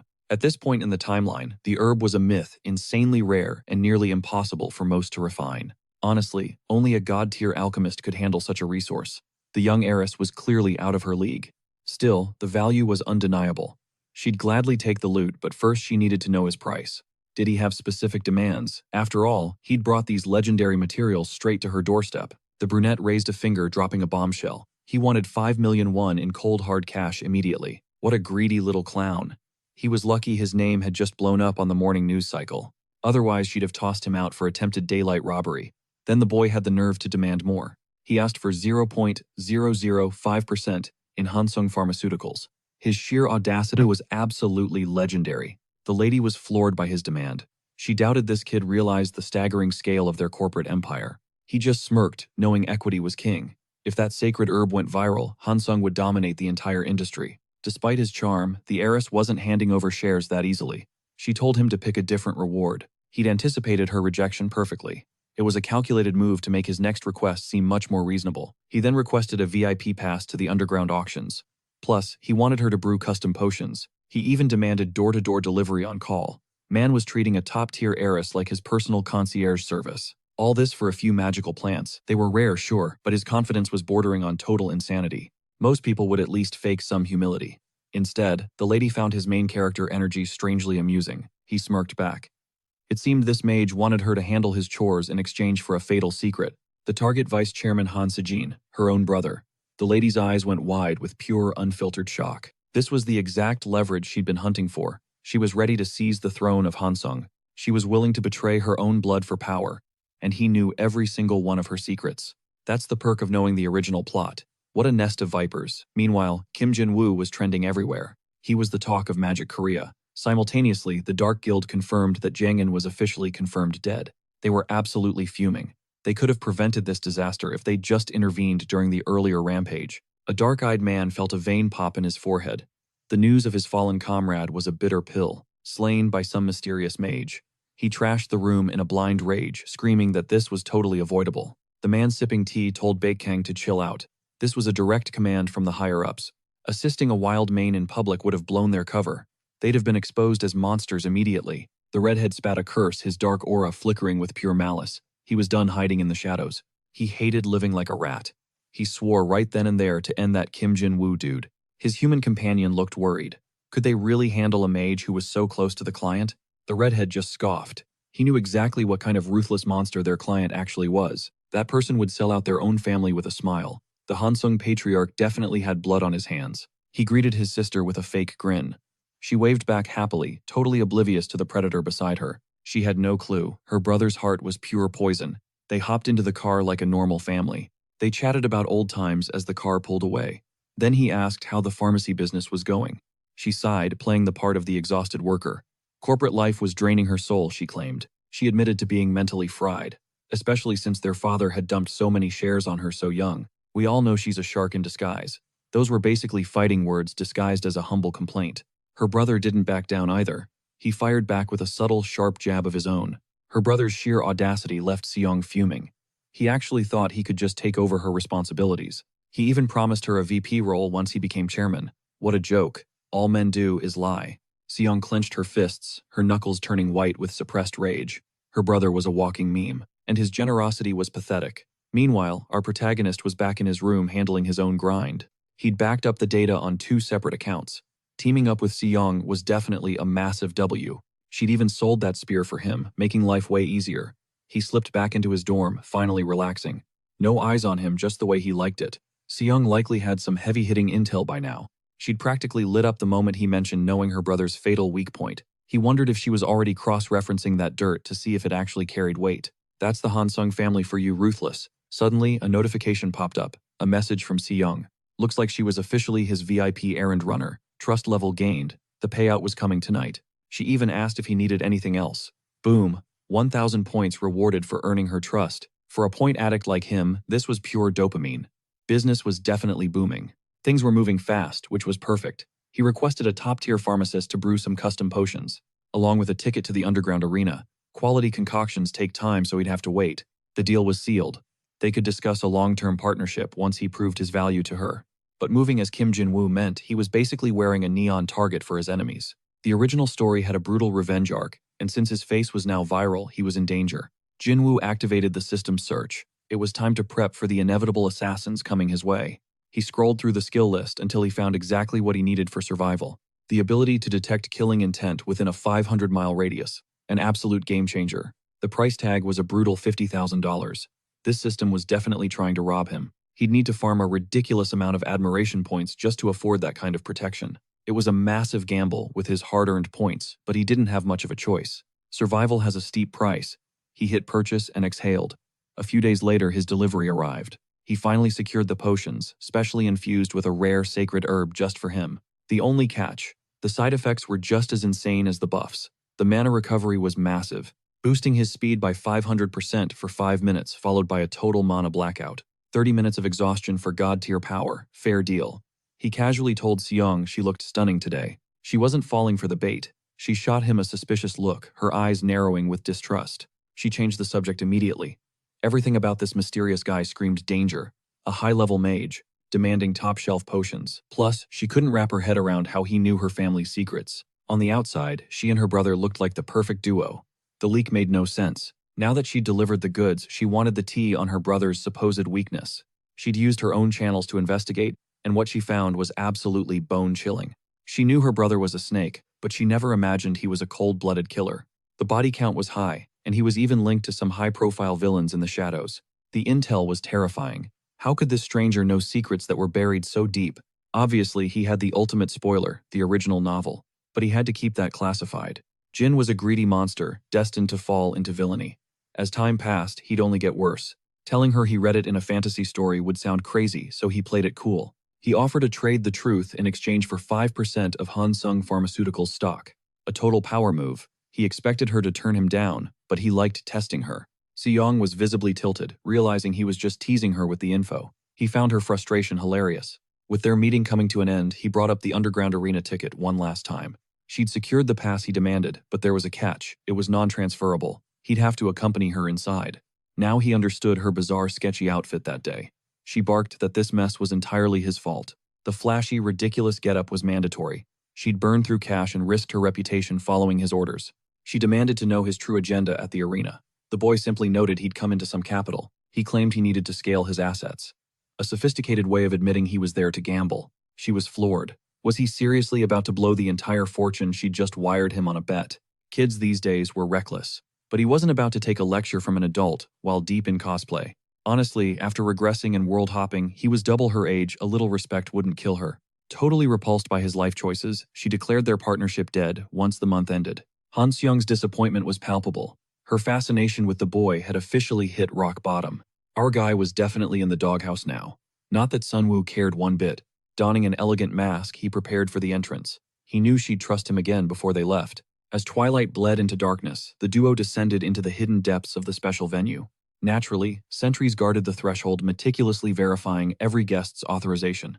Armed with their very important person wristbands, they crossed the line. The elite were finally being welcomed. Sunwoo was ready to slip inside, but he froze. A masked figure with an unmistakable dark presence caught his eye. A mask couldn't fool someone with Sunwoo's knowledge. He immediately identified the man as the legendary S-rank villain. This was Harryon, a predator at the peak. Terrifyingly, his gaze betrayed no hint of malice at all. Beads of sweat formed as the main character realized the gravity.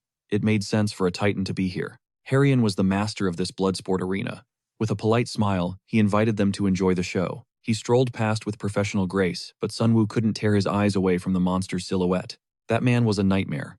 Sunwoo was nowhere near strong enough to clash. He had to stay off his radar. They moved into the Coliseum, where masked spectators packed the stands like hungry wolves. Thousands of eyes were glued to the stage below, waiting for the carnage.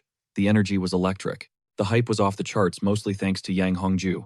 The lady blinked, wondering who that was. Apparently, she was out of the loop. That guy was the reigning king of the fighting circuit, a top-tier mage who'd held the crown for 3 years. His raw combat power was basically A rank. Our protagonist knew the house always wins. You don't make bank betting on a predictable champion. Since everyone was throwing their money at the safe bet, the odds were trash. Sunwoo saw through it, but he had a cheat code for getting rich. With a smirk, he waved over the bookies to place his wager. The bookies asked for his pick.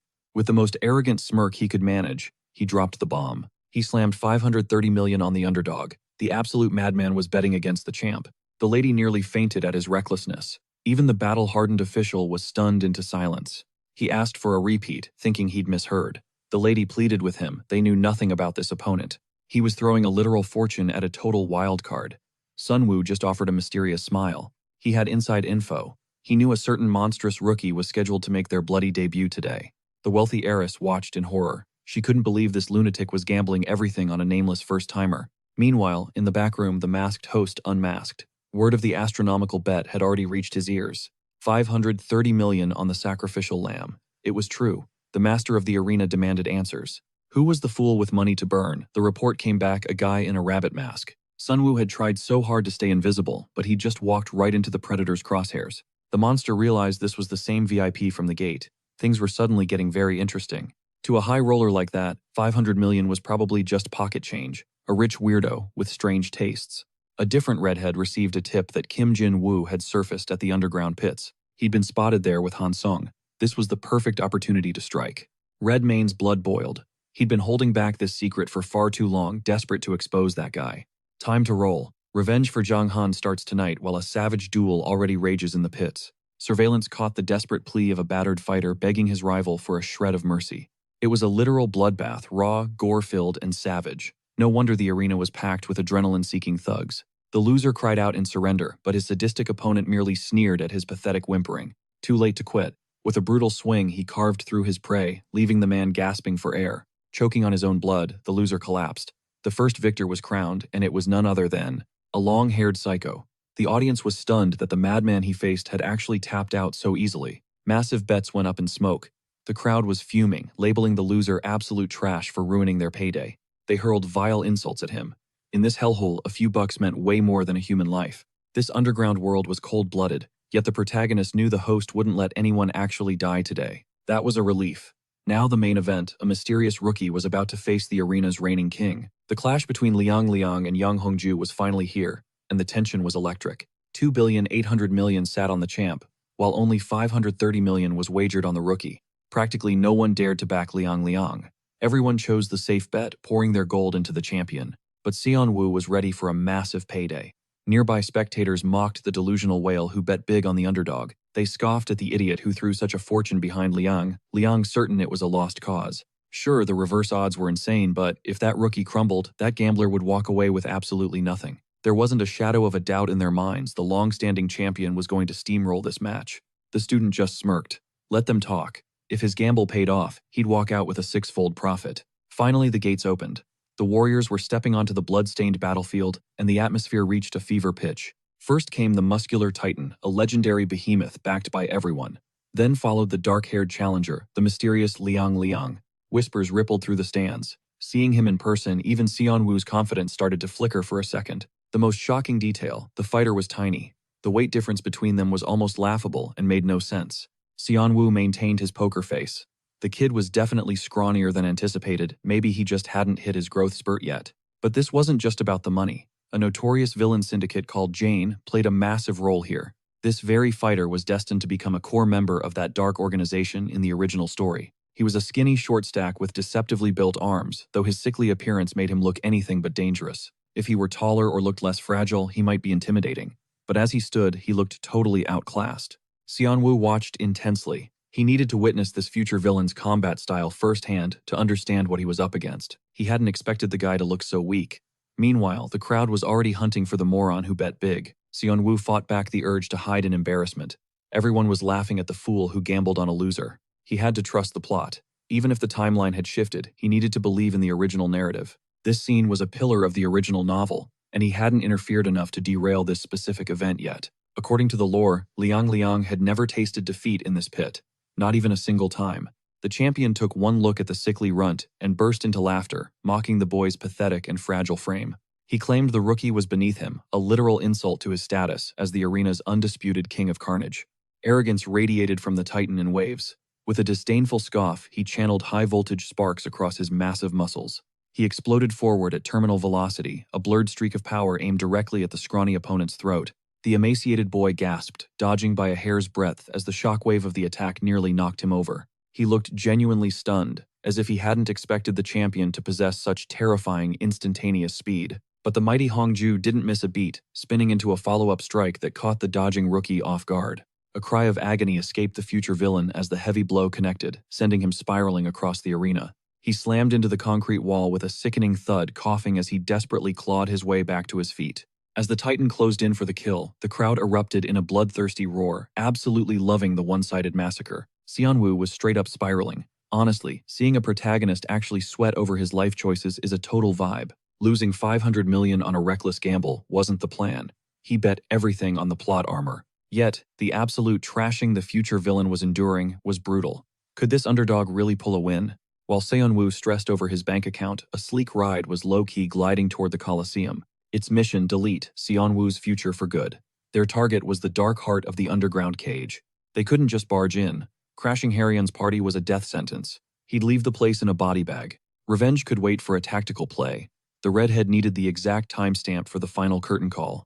10:30 sharp, the perfect window. A predatory smirk crept across the monster's face. The timing was absolute chef's kiss. He'd make that loser's final moments a living nightmare. Meanwhile, back in the pits, Liang Lang was suffering. He was hanging by a thread. The muscular titan was literally mopping the floor with our boy's face. The reigning champ delivered a devastating haymaker, burying his massive fist deep into the kid's stomach. A guttural scream ripped from the future villain. This slaughter was so lopsided, Xianwu had zero reason to hope. The panic was real. The giant barked a laugh, mocking the little runt and telling him to stay down. Beat it. He punted him into the concrete again. At this rate, the guy was just a human punching bag. Pure disrespect. He was toying with him now, raining down a flurry of kicks and savage blows. Ragdolling him for sport, that's high-key toxic. But in this lawless pit, anything goes. No rules, no mercy. The roided-out gorilla had a free pass to pulverize his victim into a fine red mist. No surrender, no stop. The rookie looked like a total wreck, far worse than when he first stepped up. Caked in grime and blood, his broken body lay still. Meanwhile, the bloodthirsty crowd roared for Yang Hongju. Xianwu's fortune was about to go up in flames. Safe to say, our bro was definitely not having it. Who would be okay with losing a bag that big? He bet on the narrative, but reality was biting. Now the arena echoed with the champion's name. Xianwu watched his nightmare unfold in high definition. The plot was derailing fast. There was zero chance that brainless Tank had actually secured the win. Right. He tried to glitch out of reality, because the present moment was busy nuking his hard-earned savings. His cash was evaporating. Then, without warning, a spray of crimson painted the arena floor. A deafening silence hit the crowd. Hongju froze, staring at the corpse that refused to stay down. The underdog rose from the ashes. Hongju hacked up blood, reeling from a strike he never saw coming. A sinister grin split the rookie's face. He looked absolutely demonic after finally landing that counter hit. The giant was fuming. He charged like a mad bull, eyes burning with pure, unadulterated hatred for the kid. The smaller fighter smirked, waiting. He began harvesting weapons directly from his own freaking flesh. The menace was ripping bones straight from his ribcage. His skin parted like water for the gruesome ritual. Liang Lang treated his own skeleton like a weapon rack. Once he gripped those jagged bone shards, he let them fly. It was nightmare fuel. The calcified projectiles whistled through the air, finding their mark. They glowed with a cursed purple aura, shredding the giant's defenses and skewering him from every angle. Crimson geysers erupted from the champ's chest. The invincible warrior buckled his legendary stability, finally failing him. He hit the dirt. Hard. Good luck standing up when you have 5 jagged bones protruding from your gut. The mighty Yang Hongju crashed down like a fallen idol. The entire arena went dead silent. No cheers, no screams, just pure unbridled shock. History was being rewritten in that bloody pit. Why celebrate? Everyone in the stands had just watched their life savings evaporate in a single moment. Jaws were on the floor. The impossible had happened. The king of the arena had been dethroned. Even the redhead was stunned, staring into the abyss, with eyes wide in genuine, rare disbelief. Then the rage erupted. The crowd turned on their fallen hero, screaming insults at the cowardly loser. They spewed venom at the man they worshipped minutes ago. Their loyalty was only as deep as their pockets. While the mob rioted, Seonwoo decided it was closing time. His workday was officially and spectacularly over. That was a dangerously close shave. Time to dip. But a mysterious lady was already in hot pursuit. Naturally, the girl stood speechless, reeling from the impossibility she just saw. Labeling this a fluke felt like way too convenient. A high-profile VIP gate crashing the arena precisely when their undisputed champion finally bit the dust, while dropping a massive fortune on a gut feeling. Something was fishy, and naturally, an S-rank antagonist sensed Liang Liang's upset victory solely because Yang Hongju's ego had clouded his judgment. Overconfidence leads to mistakes. Yet that mountain of cash riding on a total nobody clearly signaled a calculated move. Manager Jung received an urgent summons as the arena's boss issued direct orders regarding the high roller who hit the jackpot. The big boss demanded a full investigation into the gambler's background. At the same time, post-match, our hero and the rich heiress exited the venue. She stared in disbelief, demanding to know his true identity, and how he predicted Liang Liang's triumph. With a sly grin, he simply chalked it up to god-tier instincts. The lady just face-palmed, frustrated that he dodged every single question with zero helpful info. She was ready to throw in the towel. Meanwhile, our protagonist couldn't hide his massive $1 million smirk. Tonight was a total game-changer. That single wager had skyrocketed his bank balance to over 1 billion won. Miraculously, he funneled every last cent into Kim Sun-woo's personal account. Talk about living life on the edge, laundering dirty cash under his real name while deadly rivals were hunting him down. But our MC was way too high on his own success to sweat the details. He'd just snagged the Gambler of the Century title, and Han Si-yeon was finally lowering her guard around him, a huge win in his book. This girl, Han Si-yeon, was becoming seriously intrigued. It looked like her helpful nature was securing her spot as the main heroine. Her interest level had officially hit rank 1. Things were getting spicy. Our main man just pocketed 7,000 points from that milestone. Talk about a massive payday. He was literally swimming in rewards tonight. After draining his stash on the killing intent sense, he was already rebuilding his fortune. Suddenly, his pupils dilated as his new skill screamed a warning. Our protagonist stopped dead in his tracks. As a heavy, murderous pressure radiated from a suspicious white car down the street, malice was in the air. It was like he'd manifested the threat just by thinking about it. Talk about terrible timing. Only one faction played this dirty, the Vengeance Society. They were clearly here to settle a blood debt. According to the original lore, a powerful figure was destined to hunt down those who harmed their ally, Zhang Han. As uncertainty clouded his face, the lady walking with him questioned his sudden grimace. He gave Han Si-yeon a forced chuckle, realizing he needed yet another massive favor. The vehicle ahead swerved erratically as its driver suddenly shifted tactics. Naturally, the stalker tailing them spotted the weird maneuver immediately. He signaled the driver to halt, wearing a predatory smirk. They were prepping for a roadside execution. Little did they know Sun-woo was already steps ahead. He stepped out to meet them head-on. A red-haired assailant emerged, locking eyes with his prey, our lone, fearless hunter. With Han Si-yeon safely out of the way, the killer doubted this scrawny-looking kid could actually be the one who took down Zhang Han. This guy looked like a total weakling with zero muscle definition. Worse yet, he reeked of low-tier vibes, possessing barely a flicker of mana in his system. The red-haired psycho was baffled, but right in his face, our hero downed that insanely pricey potion he'd just purchased. A fortune's worth of liquid power gone in a single gulp. As the cheat item surged through him, his aura intensified. He wiped his mouth, flashing a confident grin. He beckoned his foe to come closer, eager to wrap this up, because that foul liquid tasted like straight garbage. He'd activated the amplified mana elixir, boosting his recovery rate by 500% for 10 minutes. But once the clock ran out, he'd be paralyzed by mana exhaustion for 30 minutes. This had to be a blitz. He needed this clown to stop stalling. With the enemy taking his time, our hero was working against a lethal deadline. Sun-woo began taunting the guy. He knew this monster had been stalking him from the shadows for ages, so it was time to skip the small talk and get straight to the violence. The villain scowled, noticing the hunter's presence shift instantly. It wasn't exactly terrifying yet, but the loser energy was definitely fading. The man let out a dark laugh, admitting he was impressed. Then in a blur of motion, he struck. Lethal spears of flame manifested locked onto our hero. The hunter already knew he was being stalked. This was perfect. They could skip the pleasantries. The assassin clearly wanted him 6 feet under. A simple death wish. But Xian Wu hadn't survived the collapse of an entire universe. To just roll over. Mana surged as his aura exploded outward, targeting his crazed foe. It was a clash of titans, both warriors, fueled by pure determination to dominate. Forget martial arts, this was a high-stakes magic duel, shredding mana with every collision. The impact was blinding. The man smirked knowing he had 2 massive fire blasts left, before switching to brutal physical force. That's bad news for Xian, but our main character had a 500 upgrade boost active, keeping the playing field level for 30 minutes. Or so it seemed until those wicked yellow spikes targeted the brunette, leaving him genuinely shaken. A massive detonation rocked the area while the pharmacist watched the inferno from a distance. She sensed the looming violence, even if the motive behind the clash remained a mystery. Noticing his sudden shift in intensity, she'd earlier questioned why he looked so deadly serious. The boy revealed their shadow and she instantly panicked, fearing a hit from the Hansung group's rivals. But she wasn't the only VIP present. He deserved some respect. After all, her brother's ties to these monsters sparked this chaos. He needed her to find a secluded spot. Shaking this guy was better than letting him follow them to school. It was time to hunt the hunter and finish this. She asked if the pursuer was someone he could handle. He just smirked it wouldn't be easy. The enemy's mana was far beyond B rank. She was terrified knowing he wasn't a weakling, but he didn't look like a heavy hitter either. Still, Xian Wu gave her a confident assurance that his plot armor would hold. He just needed a little backup. Parking the car, she chose to believe. He had to return. She was counting on him. No time for weak aura farming now. He barely evaded those jagged pikes aimed at his skull. That was insane. It was clear the red-haired psycho was playing for keeps. But the main character just grinned.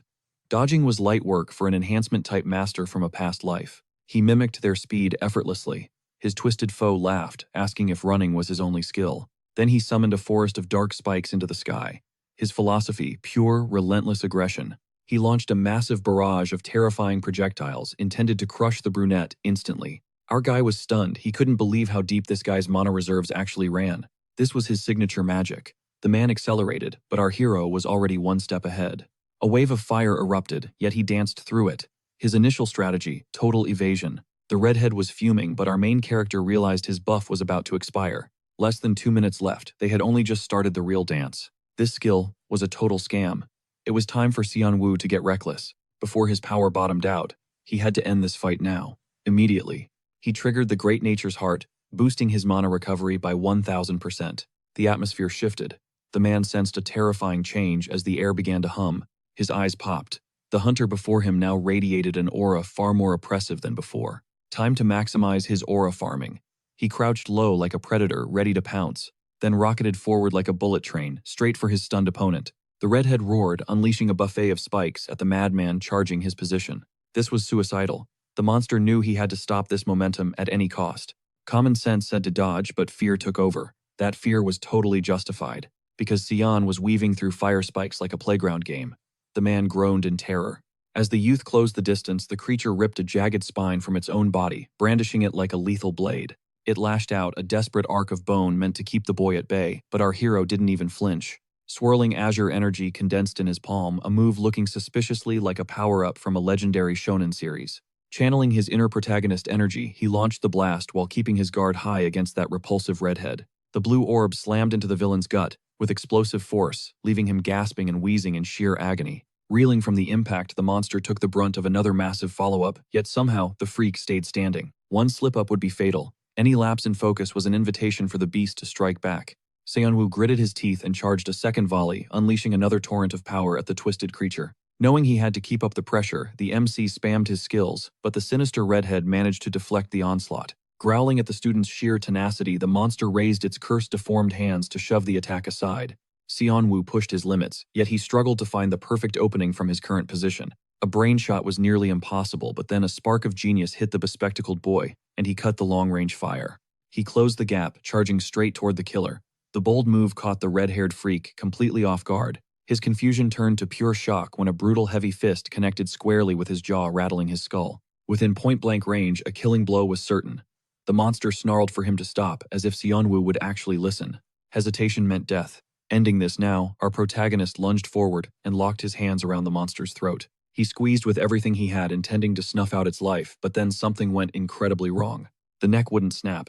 It made zero sense, especially since his mana recovery was cranked up to 500%. After only 10 minutes, that annoying mana exhaustion debuff kicked in, leaving him powerless for the next 30 minutes. Talk about a massive L. This was the worst possible timing, and the killing blow just wouldn't land. Forced to retreat, Xianwu stepped back, and the monster wasted no time seizing the sudden opening. It instantly regenerated, manifesting a fresh spine and spinning it with a look of pure, unadulterated malice. Grinning with sadistic glee, the beast raised the weapon to end Xianwu, but just before the strike landed, a massive arc of blue light tore through the air, cleaving the monster in two. A familiar figure stepped forward.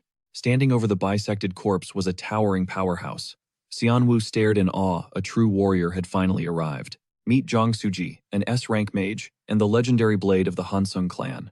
Xianwu's backup was finally here. With the behemoth dead, our boy found himself face to face with his savior, though this knight wasn't wearing shining armor. Instead, his rescuer was a formidable elder from the very clan Xianwu had been cleverly manipulating from the start. The legendary sword demon Zhang Suji had arrived just in time to clutch the win and clear the field. He was a top-tier powerhouse who had effortlessly crushed Bai Kang, a villain capable of scrapping with A ranks. With one divine stroke, the old man ended it. He clearly hated seeing some low-level thug laying hands on his charge. He was protecting the Hansung family's youngest daughter, a lie, but Xianwu appreciated her clever deception for his sake. Since it brought the heavy hitters faster, he wasn't complaining. The lady rushed over, panicking to see if her boy was okay. The spoiled heiress frantically looked for injuries, but the MC just let out a lighthearted chuckle at her concern. He assured her he was fine standing up without help. Honestly, he'd handled that chaos pretty well on his own. She was just glad she could buy enough time for the reinforcements, convinced her own life was on the line too. Sure, that red freak was only after him, but at least that's one major problem deleted from the future timeline.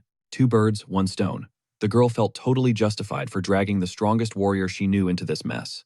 With the B-rank villain Bai Kang officially erased, the original plot was already starting to drift off the rails. His causality rate ticked up by 0.6 points. Luckily, Han Sion still trusted him implicitly, which was great. The system granted him 1,000 points. A bit stingy for taking down a named villain, but he'd take the win. The veteran swordsman asked if they should flag this incident to the chairman immediately. But this wasn't exactly a loving family, and a direct assassination attempt was a massive red flag. The brown-haired girl advised against it, knowing her brother was likely cozy with the masterminds and would get suspicious. If he realized his little sister was sniffing around his secrets, he might just do something desperate and dangerous. Even a hint of suspicion meant it was time to ghost the drama. A Hansung group elite getting jumped by a monster. That scandal would go nuclear. Why chase clout? The timeline was already chaotic enough, and our MC wanted to keep drama to a minimum. The lady realized he was spitting facts. Any leak meant major headaches, so staying off the radar was a must. To plot in the shadows. She swore our hero to total secrecy about the attack. Uncle Suji had to stay silent too. The old man nodded, promising radio silence. He was too old for tea anyway. 3 days later, our MC was vibing in his room. To repay the save during the Baekun disaster, ironic since she'd actually rescued him, Han Se-ah offered her elite intel services. Since she was asking the one thing he demanded, was the exact moment the sacred herb potions were hitting the big leagues. He'd bet everything on Hansong Pharma stocks for this exact second. Going all in, he gripped his phone, eyes glued to the screen for the ultimate payout. It was 8:59. He was ready to dump. The second 9 o'clock hit, the floodgates opened. He surged into the market like he owned the place. Prices went parabolic. Our guy was absolutely losing it. It was finally time to level up. Before the reset, 1,000 dungeon crawls wouldn't have bought him a shack. Old him would have never believed money could be made this fast. He was cashing out like a total boss. He was practically vibrating with joy. Honestly, it felt a little bittersweet after the hellish grind he'd endured. Back then, his only goal was avoiding the plot. Suddenly, a ping on his phone broke his focus. Han Siyun was blowing up his DMs lately. She even hit him up for a lunch date. Now he was curious. She teased that she had a special little surprise waiting for him. Arriving at Café Veller, he was shocked to find the Ice Queen was already waiting for him. She looked unexpectedly soft, sipping her drink with elegance. The lady flashed him a rare, sweet smile. Punctuality was just a habit, she claimed. Spoken like a true corporate shark who's never late. Hansong Pharma was mooning, and the boy joked that he'd made a killing thanks to her tip. The heiress wondered about his haul. Did he clear 500 million? He just gave her a cocky smirk. 3 billion in 24 hours. That was insane. She stared at him, her composure nearly cracking. He told her to think of it as a small thank you for her expert direction. Since he'd come all this way, he was dying to see what kind of gift she'd brought. Her expression darkened as she explained. She'd finally unmasked the identity of their mysterious attacker. That psycho had come for them. He knew the truth already, but he had to play dumb. He let her keep talking. The hitman's name was Baekang.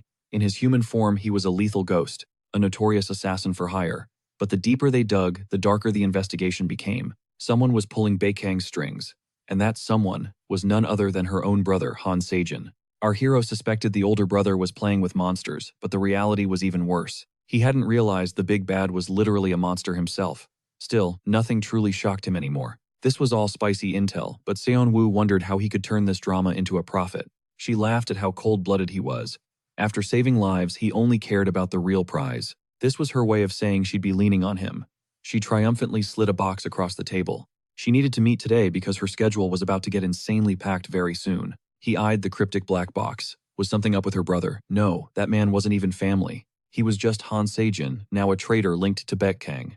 The mastermind behind the hit was obvious. The heiress was convinced the assassination attempt was strictly about her family's internal power struggle. Our guy stayed quiet about using her as bait. The lady just scoffed, hiding her true thoughts. She couldn't stand being in debt to anyone. Technically, he owed her, but they'd already squared up. By exposing her brother's dark secrets, the score was settled. Be it a favor or a grudge, Sayun always paid her debts immediately. She stood up and vanished, leaving the main character behind. He sat alone with the mystery box. Siyun, thinking Sejin controlled Baekang, was a major misunderstanding. Regardless, her brother was a straight-up villain. It was probably safer to just take him out. Better sooner than later. Eventually, that snake would crawl into Sayun's path and ruin everything. Using Siyun to crush Han Sejin seemed like a solid plan. She paused to call Kim Jin-woo. She smiled, hoping the gift suited his taste. Now he was seriously curious about the package. She'd personally put a lot of effort into selecting it. He offered a warm smile of thanks. He showed his appreciation for her kindness. Then he slowly lifted the lid to see inside. A shimmering silver band. A mana alloy bracelet with double S durability. This thing was built like a tank. This rich heiress just dropped a fortune on him. Was she actually trying to flirt with him? The kid grinned, basking in his new loot, when a sudden alert shattered the silence. His heart skipped a beat. The legendary Haru Young was actually curious about him. He just banked 1,500 points, a total bad omen, inside his lavish office. The Main's overlord scrutinized a dossier on this mysterious masked whale. Someone entered.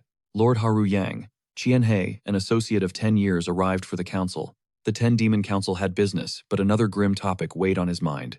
With a heavy head, he mentioned the brutal demise of his brothers in arms recently. Every clue pointed back to a mysterious human mage pulling strings behind both incidents. Before his end, Baekang spotted this phantom at the arena not long ago. Qianhei looked at his king. Have you heard of a hunter named Kim Jin-woo? Talk about a coincidence that was the exact target Haru Yang was currently hunting down. The Dark Lord wasn't just aware. He was obsessed. His prey was making waves. Haru found it hilarious that others wanted his quarry. The man had been busy. This mysterious hunter was also the lone VIP bold enough to bet on Lin. In the shadows, Qianhei begged for intel on the elusive Kim Jin-woo. He was ready to paint his friends' graves in the blood of this hunter. Wait, Qianhei was a main too. The king's aura suddenly flared with power. Requesting was fine, but demanding Haru's crushing pressure hit him like a mountain. The subordinate needed to watch his tongue before he got incinerated by that bloodlust. Crushing pheromones oozed from the boss, slamming into the man like a ton of bricks. If he touched the king's client, he'd face a dark and demonic nightmare. Haru had claimed the boy as his own. Now our hero had shadow protection. The man instantly folded, swearing he'd never lay a finger on Kim Jin-woo. He begged for mercy. Haru just wanted the 10-demon council's message delivered. That was all he cared about. Sweating, the messenger relayed the prophet's altar's word. A prophecy had descended, a twist of fate that changed the entire game. When the child destined to crush the Mains turns 18 and finally awakens, the king of Mains shall fall. A dark, inevitable fate was now sealed. Haru's eyes narrowed. The king was clearly playing with fire to trigger this omen. The child of prophecy.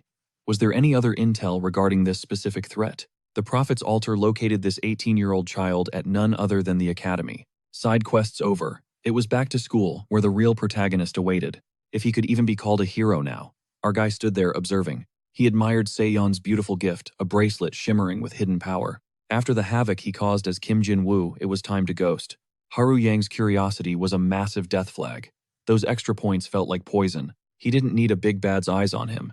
It wasn't time to clash. He'd be eaten alive. Instead, he locked in on a much bigger priority. Xian Wu unrolled a glittering scroll, its magical properties dancing in the air. It was a spell-imbued shield, a barrier designed to negate one magical strike. It only lasted 12 hours. He studied hard, the midterms were almost here. Students had to flex their powers in front of the world's elite influencers. This was Li Yujin's turning point, but these exams held a deeper secret. The Child of Prophecy, a legendary savior from ancient lore, was nearing. They were Li Sujin's destined ally, born to obliterate the mains forever. Right at 4, those bottom-tier villains would breach the academy, wielding their twisted, dark arts. They'd try to muscle the school into surrendering the child only to get instantly obliterated by Li Sujin. She didn't have time for their trash. In the original novel, this skirmish was actually pretty small scale. Still, the episode was packed with major lore drops. This time, our boy had eyes on Sujin and the fabled Child of Prophecy. He had to ensure neither of these VIPs caught a scratch during the raid. That afternoon, the teacher dropped the midterm schedule along with a bombshell announcement. The looming exams were already stressing everyone out. Could they even survive another curveball? As the class waited, one girl was so over the academic grind, she just wanted a romance subplot. No luck there. School life is a cage. And the next lesson was straight-up live combat. This training was basically a brutal midterm prep. This year, the second-year students were slated for days of intense free sparring. The class was shook. This was a total game changer. If they couldn't find a partner today, they were stuck, solo, practicing, or just watching from the sidelines. Class dismissed. But before the echoes died down, Yura was already radiating holy flames. That girl was a total Li Sujin stan. And honestly, the hero was completely over her energy. Our MC already clocked that Sujin and Yura would duo up just like the original script dictated. With Yura charging toward him, everything seemed on track. But then, reality hit our protagonist. He couldn't believe his luck, 0 volunteers. He'd grinded so hard to fix his trash-tier reputation. Despite his clutch performance during the last trial, the other students avoided him like the plague. Talk about a brutal reality check. Though being ghosted by the class wasn't exactly a surprise. He was a genius at theory and barriers, sure, but nobody wanted to carry the guy, who ranked dead last in every other category. Plot twist: his partner was already set in stone. Our guy already had a target locked, the specific teammate he needed by his side. A shy wallflower stood alone, unpicked. Meanwhile, Yura's competitive fire was reaching a boiling point. She was a literal hurricane of power, desperate to dethrone the strongest fighter in the room. Moving with insane reflexes, the boy barely evaded her scorching blasts, groaning as death brushed past him. He survived by a hair's breadth. But the crazy queen wasn't even close to being done. She barked at Sujin, asking if that was his limit before claiming the #1 spot for herself. That girl was thirsty for the crown, pouring every ounce of her mana into the steel. The chill hero stood his ground against the heat, telling her she was way out of her league. With a smirk, he unsheathed his blade, ready to slice through her ego with overwhelming force. He hadn't even broken a sweat yet. He swung his steel, and their powers collided in a deafening crash. As those two monsters traded blows, our MC finally approached the quiet, meek girl. She was spaced out, seemingly admiring the scenery while the world exploded around her. Plot twist: she wasn't looking at nature. She was mesmerized by the high-level carnage out the window. The top 2 titans were playing for keeps. The girl finally turned away, hiding her gaze. Shards of ice flickered in her palms. She couldn't afford to be a spectator anymore. Comparing herself to those geniuses only made her feel small. But her time was coming. Nobody even looked at Yoon Hee-young. She was the invisible girl of the sparring session. Ranked 82nd, a total bottom feeder. She was a book-smart queen, but a combat flop. She played it cool, but the classmates' whispers were cutting deeper than any blade. Knowing you're the weak link is one thing, but being dismissed as a nobody, that stings. Her massive brain couldn't keep up with her lack of raw talent. Poor Hee-young knew the score. To her peers, she just wasn't main character material. Kindness doesn't win duels in this world. She bit her lip, swallowing the bitterness and fueling her drive to evolve. Tears were a luxury. Crying was for the weak. If she wanted to climb, she had to stay locked in. Laser-focused on her training, the girl launched a barrage of icy projectiles at her target. But the shards were tiny and weak. Her target remained completely unscathed after the volley. It was totally demoralizing. She let out a frustrated scream that echoed through the room. Why was her effort yielding 0 results? Suddenly, our main man decided to make an entrance. He critiqued her fragile ice constructs. She was stunned to see Kim Seon-woo, the class's lowest-ranked student. Yet he stepped forward to explain her glaring flaws. Her frost lacked a real bite, and her accuracy was honestly embarrassing. Her fundamentals were a total mess. Our lead was simply taking responsibility for his past actions. After the dungeon incident, Seon-ho knew his guidance could trigger her true evolution. She should have been ranked 6th by now. Unfortunately, his earlier interference ruined her growth trajectory. Now her progress has completely stalled. She's struggling, but sticking with him changes everything. He'd ensure she could finally carry her own weight. Hard to swallow coming from a loser, especially from the class bottom tier. Still, he was determined to spark her hidden potential. She scoffed at him, pointing out that his own skills were basically non-existent. She thought he was just crushing her confidence to manipulate her. She was absolutely livid. That's the price of being known as the ultimate failure of the class. If only she knew his secret life. He just chuckled at her wild assumptions. Or maybe she was fuming because she couldn't prove his logic wrong. She glared, realizing his assessment was dead on.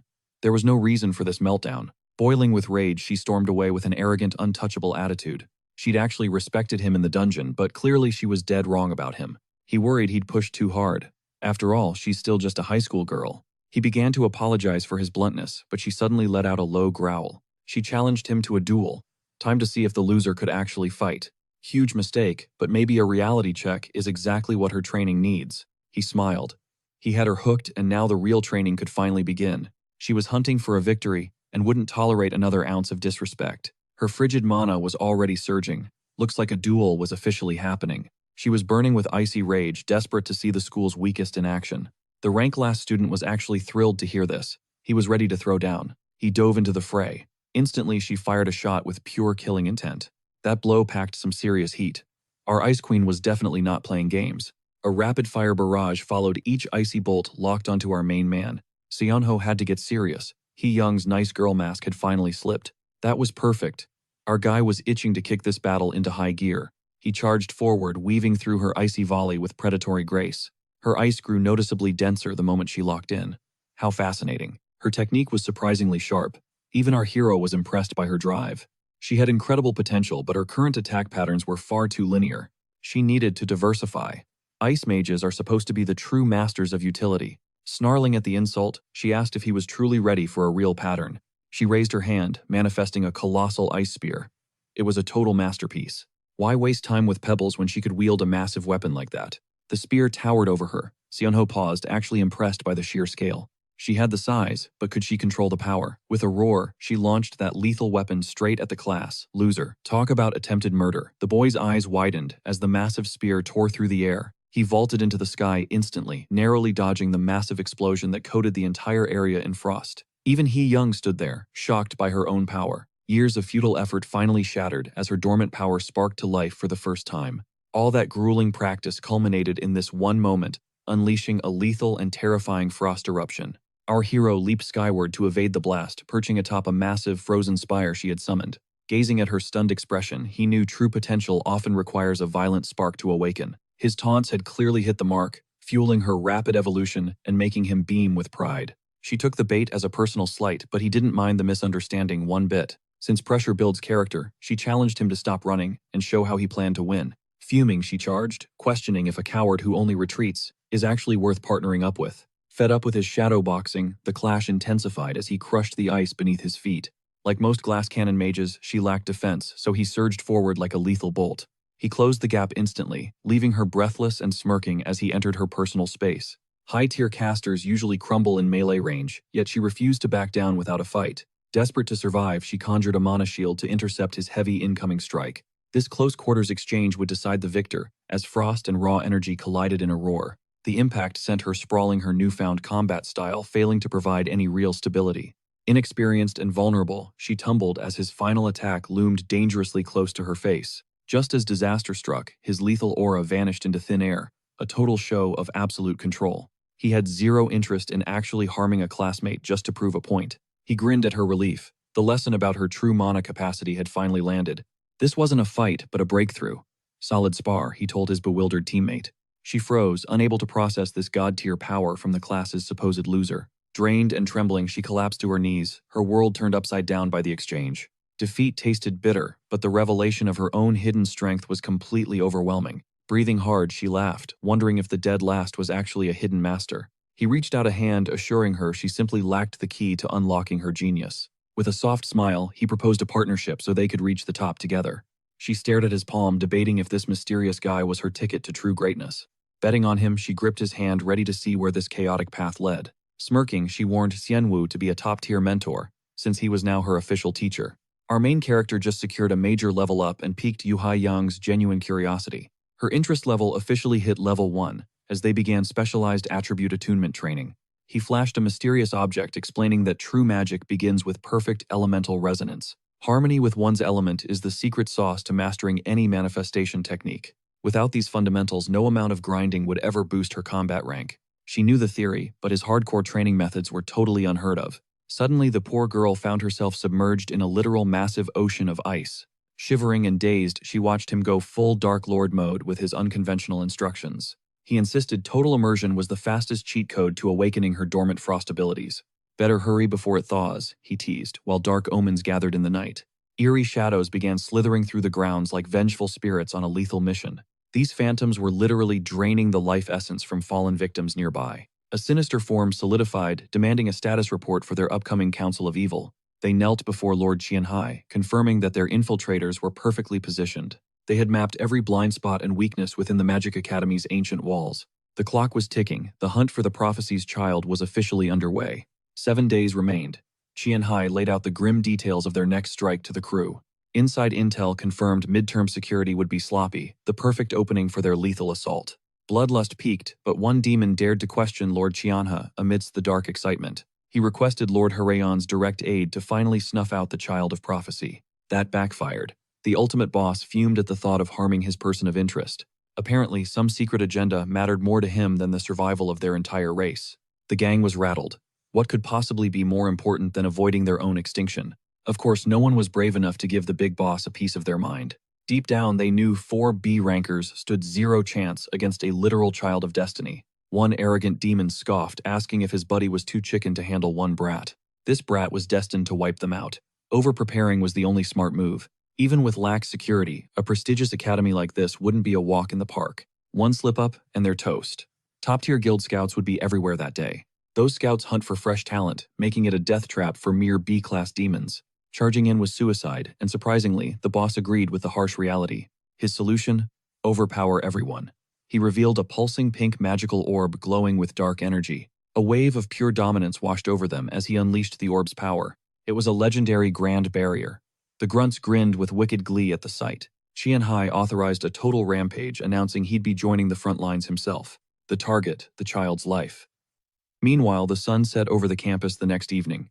Our protagonist was still grinding, pushing his student to level up at lightning speed. Master the element, then the shape. She had to manifest ice from thin air. She needed to visualize the chill until the sensation was carved into her very soul. A single snowflake bloomed in her hand, quickly erupting into a massive, lethal snow spear. The weapon was formidable, yet it barely drained her mana. Peak efficiency attained. She was vibrating with hype.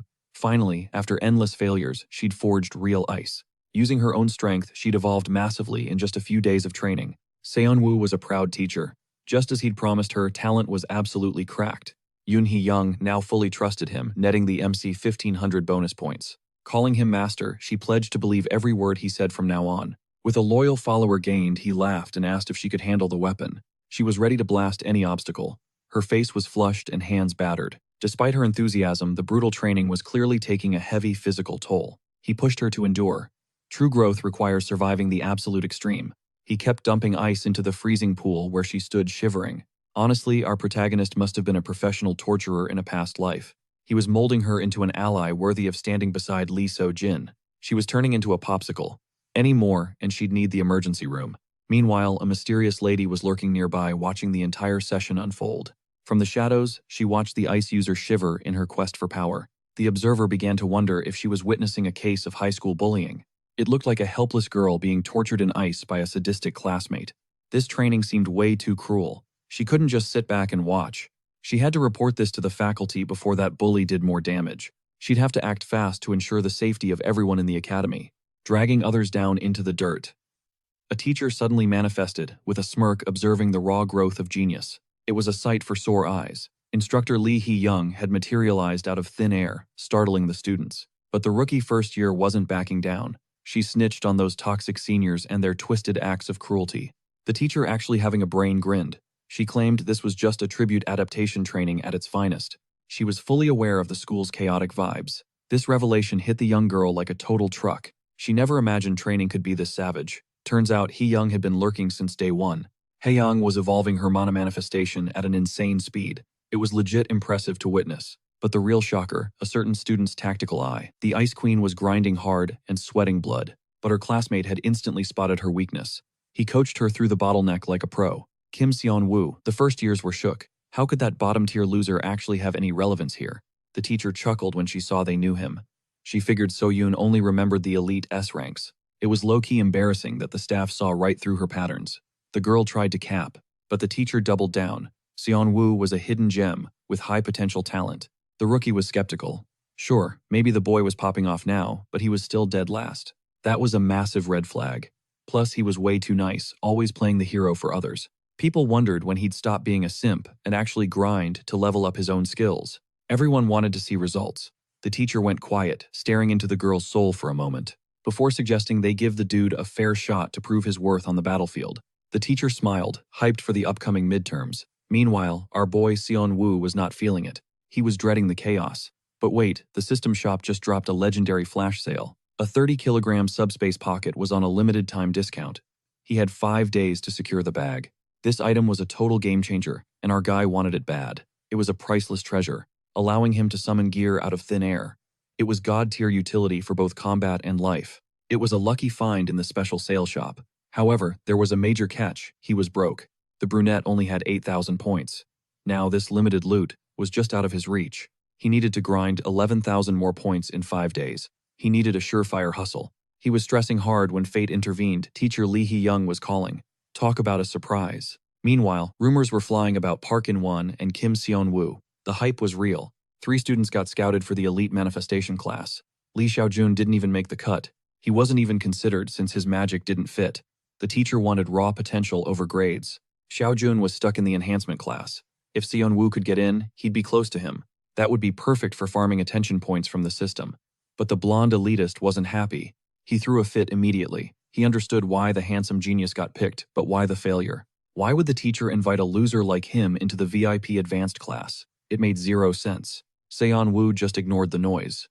Park In-won was a 5th-ranked senior with a massive ego. The brunette didn't vibe with him at all. The blonde insisted his rank made him royalty in this school, and being grouped with a dead-last loser was a slap in the face. He demanded the vice-top complain. The second-best student just sighed. She asked what there was to even be mad about. She didn't care who joined the class. All she cared about was her own grind and staying on top. Her cold logic left the blonde fuming. He cursed her internally, calling her a friendless witch. Then the spotlight turned to Seon-woo. What was his take on all the disrespect? The brunette just smirked. If the rank gap was the problem, he'd just have to break the leaderboard. The teacher was absolutely thrilled with that response. That was the energy she wanted to see. She looked forward to the spectacle. The atmosphere in the room turned heavy with anticipation. The stage was set for the midterms, and Seon-woo was ready to shut everyone up. To earn his spot, the young genius first had to prove his worth during the high-stakes midterm exams. His goal was a top 80 finish, leaving his instructor skeptical about whether such a feat was even possible. Later, amidst a shower of festive confetti and ceremony, everything seemed to be falling perfectly into place. With a confident grin, the brunette declared the target reachable, while the top-ranked student stood firmly by his side. She eagerly followed his lead as they entered the second-year midterm, a brutal test of cooperative combat. Teaming up was mandatory to take down the summoned green giant. Success required striking the beast's hidden vitals. One clean hit to the internal core meant an instant kill, but reaching it was a nightmare. These weak points were scattered in erratic, hard-to-find locations, making the task nearly impossible for most. Points were hidden on ankles or heads, so most students settled for just surviving the monster's relentless onslaught. However, the real prodigies didn't just survive, they unleashed devastating pillars of flame from their fingertips. Naturally, it was the powerhouse duo of the relentless Yura and our central hero Lee So-jun. While the girl drew the beast's aggro with long-range barrages, the boy lunged forward like a lightning bolt. These two were basically playing with a cheat code, possessing enough raw power to ignore traditional tactics. They didn't need to waste time hunting for tiny vulnerabilities like the weaker students did. Why hunt for weak spots when you can just vaporize the entire monster? The scouts went wild with excitement. The crowd roared for Lee So-jun, stunned by the incredible synergy he displayed at such a young age. Paired with Yura's terrifying firepower, they were the undisputed stars of the show. Then, the heavy hitters finished. Next up were the supposed bottom-tier losers, Lee Seon, Woo and Hae-young looking to climb the ranks. Fueled by pure adrenaline, the protagonist charged ahead, signaling the ice girl to pave his way. She channeled her frost attribute into the ground, freezing the battlefield as the audience watched in total shock. As shimmering blue magic coated the floor, the boy used the icy surface to rocket toward the massive ogre. Meanwhile, the scouts were busy mocking him, recognizing him as the failure from the public ranking exam. Rumors swirled that he'd bribed his way in, with many laughing and betting he'd run out of mana again. Little did they know, their petty insults were actually feeding directly into our hero's secret advantage. With 254 people underestimating him, he cashed in on 1,000 anticipation points instantly. A smirk played on his lips. The crowd wanted a clown, but they were about to get a legend. He'd ground through the training to bury his past mistakes and had no intention of being their punchline. His outsider's benefit skill flared to life, pinpointing the ogre's vulnerability right in the center of its chest. Equipped with the right gear, he skated across the ice with lethal precision and zero room for error. He unleashed a surge of magic at the towering beast, refusing to play the fool this time around. Blood sprayed as his strike landed perfectly, obliterating the weak point gem in a single explosive moment. A second ogre let out a guttural roar of fury, charging at the brunette to avenge its fallen comrade. He laughed, fueled by the desire to silence his critics, realizing this victory was coming easier than expected. But as the beast swung its massive fist, the boy's world suddenly ground to a screeching halt. His eyes locked onto a familiar face in the stands, a face that sent a chill down his spine. It was Xianha, quite possibly the most dangerous and troublesome wildcard in the entire story. Mid-attack and ready to pulverize the second monster with a mana blast, the boy suddenly hesitated. He intentionally pulled his punch, purposely missing the core and only grazing the creature's massive shoulder. That sloppy shot didn't stop the charge, but he'd rather look like a klutz than catch his attention. Staying under the radar was a priority. He couldn't risk becoming a person of interest to someone that dangerous. The stadium erupted in disappointed groans as the spectators complained about his supposedly failed attack. Still, for a dead-last student surviving a close call like that was impressive, but the boy was internally spiraling. Panic set in as he realized the mastermind behind the coming invasion was already inside the school walls. The infiltration wasn't supposed to kick off until 4 in the afternoon, long after the exams concluded. Yet there, the boss was sitting casually among the audience like he didn't have a sinister plan in motion. Sang-woo snapped back to reality as the Ice Queen's frantic warning pierced through the chaos. Danger was closing in fast. Shaking off his daze, our dark-haired lead saw the massive ogre towering directly over him, ready to strike. He barely dodged the beast's colossal fist, but the ogre's sheer brute force was enough to shatter the foundation. The ground crumbled, launching Sang-woo into the air. Luckily, Haeyang wasn't just standing by, she was ready. All those hours of intense grinding were about to pay off. It was finally her time to shine. Unleashing her fury, a barrage of frozen spears rained down, pinning the monster and slowing its movements to a crawl. "Get up, senior," she screamed. Losing wasn't an option if they wanted to climb the ranks and pass this exam. As she hauled him up, the leathery beast let out a deafening roar that shook the very stadium walls. That arrogant victory howl was the ultimate wake-up call. Sang-woo wasn't about to let a monster disrespect him. The beast's overconfidence was its final mistake. With a casual flick of his wrist, energy began to surge. A beam of cerulean magic erupted from his palm, slicing through the ogre's massive frame like a hot knife through butter. Stealth was out the window. Instead of laying low, he unleashed a display of pure, unadulterated destruction. Haeyang stood frozen in disbelief, and the entire crowd fell into a stunned, deathly silence. No one could wrap their heads around how he just effortlessly deleted a top-tier threat like it was nothing. This F-rank loser was suddenly a god. The chat went wild, spamming theories about his true power level. Witnessing the legendary compression manifestation left them speechless. Most didn't even know such a complex move existed. Every strike had pinpoint precision on the beast's vitals, though some haters still claimed it was a fluke. Fine by him, he wasn't looking for the spotlight. Yet a few sharp eyes in the crowd sensed something legendary. This loser was actually a master. The arena exploded into a frenzy of cheers as the underdog claimed victory. They expected a boring slaughter, but they got a cinematic masterpiece instead. The hype was through the roof. Haeyang's skill set was also insane.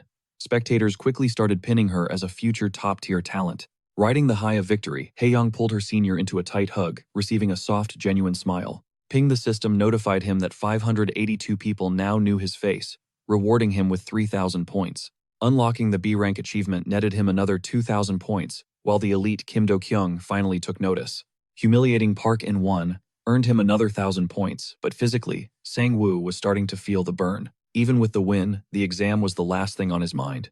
A much bigger threat loomed. He stared at the hall clock, 12 o'clock sharp. The timeline was warping. The school raid was happening too early. The script was broken. He had just taken down a major villain alongside a side character way ahead of schedule. This wasn't supposed to happen yet. While others celebrated, our hero was spiraling into a full-blown panic. It finally clicked. His main character energy was shattering the original story's plot armor. Every move had a ripple effect. If the story changed, the way the school survived might be ruined. As expected, our boy was sitting comfortably at the top of the leaderboard in first place. Haeyang secured second place alongside him. Noticing his grim expression, she asked why he wasn't hyped about their victory. They had just crushed it, but Sang-woo was drenched in cold sweat, worrying the life out of her. Snapping back to reality, he played it cool, waving her off and blaming his exhaustion for his weird behavior. He didn't need her stressing out. He told her to head to the training room while he rested. He promised to review her performance later, making her panic that she'd botched a move during the fight. "You were flawless today," he reassured her. He needed her to believe in her own skyrocketing potential. A deep blush crept across her face at the praise. He gave his student a warm, encouraging grin. She was on cloud nine about her growth, but Song-woo had much bigger problems to solve today. She waved goodbye, telling him to prioritize his recovery and skip the training room for the day. He told her to stay safe. As soon as she disappeared, his relaxed mask dropped. It was game time. With the timeline in shambles, he had to investigate exactly how far off-script the world had drifted. If the original plot still held any weight, Lee So-jin should be at his designated location right now. Luck was on his side. The hero was positioned exactly where the original story said he should be. Same old story. Talent scouts swarmed the hero like flies, desperate for him to join their elite guilds. Even the veteran recruiters refused to back down, cornering the boy until they got a solid yes. Add a mob of obsessive fanboys to the mix, and our protagonist was officially drowning in pure chaos. Some even dangled luxury apartments as bait. The poor boy just waved them off, looking totally overwhelmed. He tried the "I'm only 18" card, but these vultures didn't care about his age or the law. Shoving business cards in his face, they were ready to offer the world just for his digits. These hounds even ditched the third-year scouting just to catch the second-year exams early. They knew a legend was in the making. All eyes were locked on their darling Lee So-jin. Just as the harassment hit its peak, a voice cut through. It was our MC sliding in for the save. He claimed teacher Jiang Anxiao was demanding an audience to discuss the hero's insane exam results. Naturally, the reporters had to mention Xian-woo, the school's legendary dead-last student. Yet for a bottom-tier ranker, his performance was suspiciously solid and incredibly composed. His growth potential looked terrifying. The MC flashed a grin, and the hero immediately caught the vibe. Seizing the opening, the protagonist vanished from the crowd, making a desperate break for it. He shouted about not keeping teachers waiting, leaving the stunned scouts in the dust to join our MC. The guild recruiters were fuming. They were so close to their prize, yet he slipped right through. With that lead gone, they reluctantly headed back to finish watching the third-year evaluations. Nearby, a rookie asked his senior for a take on So-jin's fight. "Meet Young Hansu of the STF." His senior Kim Duk, Young the STF leader, smirked. The kid was definitely not half bad. As the third disciple of the strongest mage, Kim Jin-chul, he had the pedigree. But he's still green. He lacks that raw combat edge. The junior teased, noting the boss sounded like he'd already drafted him. They were only there to scout, but the senior was acting like the boy was already a member. The senior told him to zip it, not wanting any negative Nancy vibes to ruin his assessment. He wondered why the kid even tagged along. The youth laughed, admitting to a lingering regret. He missed his chance to talk to this super kid during the infamous Han River incident. That's right, he was the actual agent who responded to the emergency report the hero sent out. If the boy had faced the main threat, then he'd have the real experience the senior demanded. The senior pondered that, then shifted focus. He asked about the student ranked dead last in school. Young Hansu knew exactly who he meant, Kim Seon-woo, the guy the entire city was whispering about. For a failure, his battle instincts were terrifying. It wasn't just talent, it was pure cold precision. Pinpointing a weakness and ending it in one shot, that's not a student move, that's a professional kill. That kind of lethality only comes from experience. But that's where the logic just completely falls apart. Where would a high schooler get that kind of experience? The two agents laughed it off as impossible. The idea of an 18-year-old secretly hunting monsters was just too ridiculous to believe. Or was it the agent suddenly remembered a strange detail mentioned by the student So-jin? The dead last kid supposedly shared a striking resemblance to the mysterious mage from that day. Yeah, that elite mage looked exactly like Kim Seon-woo. Still, it felt insane to even imagine. How could a teenager master high-level compression manipulation for a school bout? It was unthinkable. Both agents burned the name Kim Seon-woo into their minds. Meanwhile, the teachers were all smiles. They played the perfect hosts, while the academy hummed with the usual deceptive exam day energy. Away from the noise, the protagonist thanked our MC for the clutch rescue. He was nearly trapped. He'd been stuck in that scout hell longer than he liked. But then he had to ask, why did the brunette double back to save him? The MC laughed, claiming it was a sneak preview. The hero admitted he was terrified of those scouts, worrying the stands would just attract more attention. Xianwu just smirked and began to explain his real plan. The squad followed the instructor to the VIP section. Since they used a separate tunnel, we avoided an awkward encounter. Mastering diverse combat styles was vital for defending his rank. With smooth manipulation, our protagonist kept the hero pinned right where he wanted him. Blending into the crowd meant staying off the radar. Securing So-jin's cooperation was a major win, especially since the coming bloodbath would erupt right here in the third-year hall. This was the insider's strike zone. With the timeline shifting, the exact 0 hour remained a mystery. The plan locked Seojun in place, then hunt down Chonhee. Even though the butterfly effect terrified him, he was determined to solo another high-tier boss. Such a flex. He believed this shortcut was the ultimate shield for the child of prophecy, but he was effectively stealing the hero's spotlight. He initiated a vibe check, asking Sojin about any post-exam updates. Seojin grinned at the carnage below, wondering if he meant the guild scouts. That wasn't an issue as scouts were a constant presence. As long as things stayed chill, he was satisfied. This meant the original narrative flow was holding steady. Huge relief. In the pit, the real violence began, and the arena roared. High-tier scouts prowled the stands, hunting for elite talent to recruit. Everything was moving like clockwork. The mastermind checked in on the rest of the operation. His team had already planted lethal monster summoning traps across the entire campus. They were turning this academy into a literal graveyard for everyone inside. To keep their trump card, Gen-san, from triggering early, they stashed him in the shadows. The phase was complete. The boss praised Yang En for her flawless execution. She demurred, crediting Lord Chonhee's divine intervention for their rapid success. Now the stage was set to unleash the raid and drown the school in mana. Grinning like a demon, he conjured a sphere of pink energy ready to execute the child of prophecy. Unaware of the doom, the third years continued clashing in a dazzling display of power. Fueled by the crowd's hype, suddenly, a top female student was blasted back, hitting her limit. Park Min-hee tapped out, leaving the enigmatic Kim Chan-yeol as the undisputed victor. The third-year ace was a beast. Seojin's eyes sparkled, absolutely vibing with the high-level combat. The sheer intensity of these senior duels was totally blowing his mind. Chan-yeol's manifestation was flawless, and Min-hee's strikes were razor-sharp. While the hero geeked out, our protagonist was scanning the shadows, waiting for the inevitable slaughter to begin. Cheon-hee was a no-show. The ambush was supposed to ignite right here in this very arena. Anxiety flared as Seojin noticed his friend's strange behavior and questioned his focus. Throwing out a fake smile, our boy claimed he was just hunting for potential guild scouts. He joked that someone was bound to notice his insane potential eventually. His growth since day one was legendary. Anyone witnessing his current power level would be floored. Even the hero was dying to know the secret behind his explosive evolution. Suddenly, a suffocating, malevolent pressure settled over the entire academy. An ominous violet barrier enveloped the stadium. This was far deadlier than the original plot dictated. The villains were improvising. This unknown variable signaled a catastrophic shift in destiny. Students frantically hammered against the mysterious wall of energy that had suddenly sealed them in. Confusion turned to panic as they realized the school was under siege. They scrambled for the instructors, while those locked outside watched the nightmare unfold in horror. Chaos erupted. Simultaneously, those cursed summoning bags began to pulsate and tear open. The demonic seals broke, spewing bloodthirsty monsters into the hallways of the academy. Massive portals tore through reality, leaving the students paralyzed with pure, unadulterated terror. Blood-red eyes glared from the abyssal depths of that swirling, chaotic rift. The villain's lips curled into a twisted smirk as he triggered the gate, vomiting a horde of goblins into reality. Vile and starving for slaughter, the creatures lunged at the bystanders, sending them spiraling into pure panic. No one expected a bloodbath during a campus festival. The sudden monster outbreak was a total nightmare. Desperate cries for mercy echoed through the halls as the school transformed into a literal war zone. A distress signal went out, pleading for reinforcements to pierce the near-impenetrable barrier locking them in.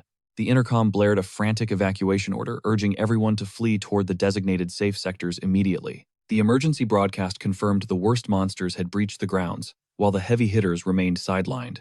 With every elite combatant sealed away, the legendary child of prophecy was forced to step into the light. It was a calculated trap. The enemy waited until the strongest mages were gathered for the high-stakes tournament. Now every capable fighter was caged behind a shimmering purple wall, while chaos reigned supreme outside. The strategy was flawless, but as the goblins began their rampage, a new challenger emerged from the shadows. A goblin was instantly shredded into pixels, leaving the enemy leader fuming over who dared to crash his party. Enter the Special Task Force, a veteran agent and his protege, who luckily avoided getting caught in the snare. Their arrival was a major buzzkill for the villain's grand design, but he wasn't about to back down. To the wicked mastermind, this was just a minor glitch. Meanwhile, students erupted in cheers at the sight of hope. Apparently, these pros were just there to scout Sojin's performance, but duty called in the most brutal way. Seeing them pivot from spectators to saviors was an absolute godsend for the terrified crowd. Both our protagonist and the hero felt a massive weight lift off their shoulders at the sight of the squad. With Captain Kim Do-kyun leading the charge, victory felt possible. They just needed to break that seal. The students clung to the hope that once the barrier shattered, their instructors would turn the tide of battle. The main character knew they had a fighting chance with the task force's help, yet one massive obstacle remained. None of them had any clue how to crack the specialized magic dome, keeping them separated from the world. Panicked civilians pounded on the energy wall, begging the trapped mages to find a way out and save them. The campus was pure bedlam, leaving students to curse their luck for ever leaving the safety of the arena. Shattering a cage of this caliber required the precise touch of a high-tier A-rank support mage. Instructor Kim Yoon-jin scrambled for a solution, but realized they were critically short on specialized personnel. Elite support mages were rare gems. Yoon-jin warned that solo, it would take a grueling 30 minutes to break through. The boy focused intently on the conversation, knowing 30 minutes was an eternity when lives were on the line. They couldn't bet the lives of the entire student body on just 2 agents against an endless swarm. There was simply no way a duo could withstand the crushing weight of a monster legion for that long. It wasn't just the time, this was Chen He's signature barrier, a masterpiece of defensive sorcery. In the original web novel, even Seo Jin only managed to overcome this goon because of the element of surprise. Under these conditions, the protagonist realized it was finally time to go all out and intervene. Even the hero's gaze lingered on him, silently pleading for a miracle as the situation spiraled out of control. Suddenly, a woman named Yang Yang-jin stepped forward, claiming to be the A-rank support they desperately needed. It seemed like a lucky break, but she was actually a wolf in sheep's clothing allied with the enemy. She was a key player in the villain's faction, now playing the hero just to sabotage their escape from within. The fake savior wore a radiant smile while promising a quick fix. What a total snake. The main character couldn't just call her out as a mole without hard evidence. Doing so would only spark drama. Letting this traitor join the team was a recipe for disaster that would only delay the actual rescue mission. The imposter suggested a pincer move, proposing she handle the exterior, while the other mage focused on the inside. The plan was set, the redhead would channel mana from within, while the infiltrator helped from the outside. The trusting hero breathed a sigh of relief, thinking the teachers finally had everything under control. They believed freedom was just moments away, completely unaware of the betrayal lurking right in front of them. One assistant teacher was a literal demon, making them completely unreliable. Our boy knew he had to handle this himself. He grabbed his ultimate plot armor companion and moved out. There was no time to wait for that barrier to fall.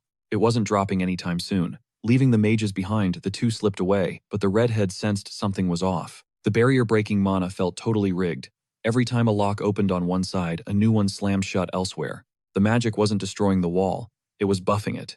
Kim Yoon-jin, a genius educator, instantly smelled a rat. She realized the other woman was lying straight to her face. Still, she had to play her cards perfectly now. Step 1. Find the puppet master. Looking up, her eyes landed on Qian-hei, who was acting incredibly suspicious nearby. The man looked shady as hell. He knew that sharp-witted teacher inside would eventually expose his twisted little game. She was too smart for her own good. Needing a chaotic distraction, he simply crooked his finger with a smirk. Suddenly, the surrounding aura shifted. Nearby, the task force was still busy mopping up the remaining monster trash. But as dark mana tainted the air, the monsters changed. A goblin screeched as pure shadow consumed its heart. 2 beasts suddenly went rogue and charged. The task force agents instantly locked onto them, ready for a fight. They were making a beeline for the mages. One goblin lunged through the air, aiming straight for the barrier expert. It was a galaxy brain play. If the monsters attacked her, no one would ever suspect she was a traitorous Mane. Fortunately, before the beast could strike, a legendary long-range shot whistled through the air, with lethal precision. It absolutely deleted the monster, slamming it into the dirt in a brutal display of raw, destructive power. Reclaiming his glowing crimson weapon, the task force hunter asked if the mage was unharmed. She beamed with relief, playing the victim perfectly. To the agent, these 2 mages looked like the ultimate dream team. He thought they were attacking the seal from both sides. Naturally, the task force agents moved to provide cover. They stood guard to protect her, thinking she was their savior. Honestly, these guys were being played like absolute suckers. The rookie screamed for his senior to watch out as he'd almost been tagged by that last explosion. The veteran joked that if he ever got hit by trash like that, he'd just turn in his badge. He wasn't some weakling. Sadly, both agents now had their backs completely turned to a very lethal enemy. With so many witnesses, she couldn't strike yet. The agents promised her they'd hold the line with their lives. Swearing on task force honor, they vowed her safety. The hidden demon just giggled and offered her thanks. She smirked wickedly, finding the irony hilarious. She was sabotaging them, yet they were acting like her personal bodyguards. While they played hero, our main character asked why they had snuck around to the back of the arena. "Because it is empty," the boy replied. Everyone's attention was glued to the 2 mages at the main entrance. This was their chance to shatter the seal. They had to break through to find the child of prophecy. The hero was stunned they weren't just backing up the faculty members fighting at the front gate. The main character sighed, trusting his partner with the truth. That Mane, who volunteered to help earlier, He was a total fraud and a dangerous enemy. He was only pretending to break the barrier while reinforcing it. At this rate, the seal would never fall. Hearing this, a wave of pure horror washed over the hero. He wanted to alert everyone, but that was a waste of time. Mains weren't the type you just report. Plus, without evidence, they just look like delusional kids causing a scene during a massive crisis. The hero kept it simple, then prove it. After all, our boy was scouted for the elite barrier-breaking squad. Even with his specialized talent, there was no guarantee the adults would believe a word he said. They had to smash the barrier first, then explain later. They couldn't afford to stack more problems on top. If a world-class genius were speaking, maybe. But as students, they had zero credibility in this mess. The hero finally got it.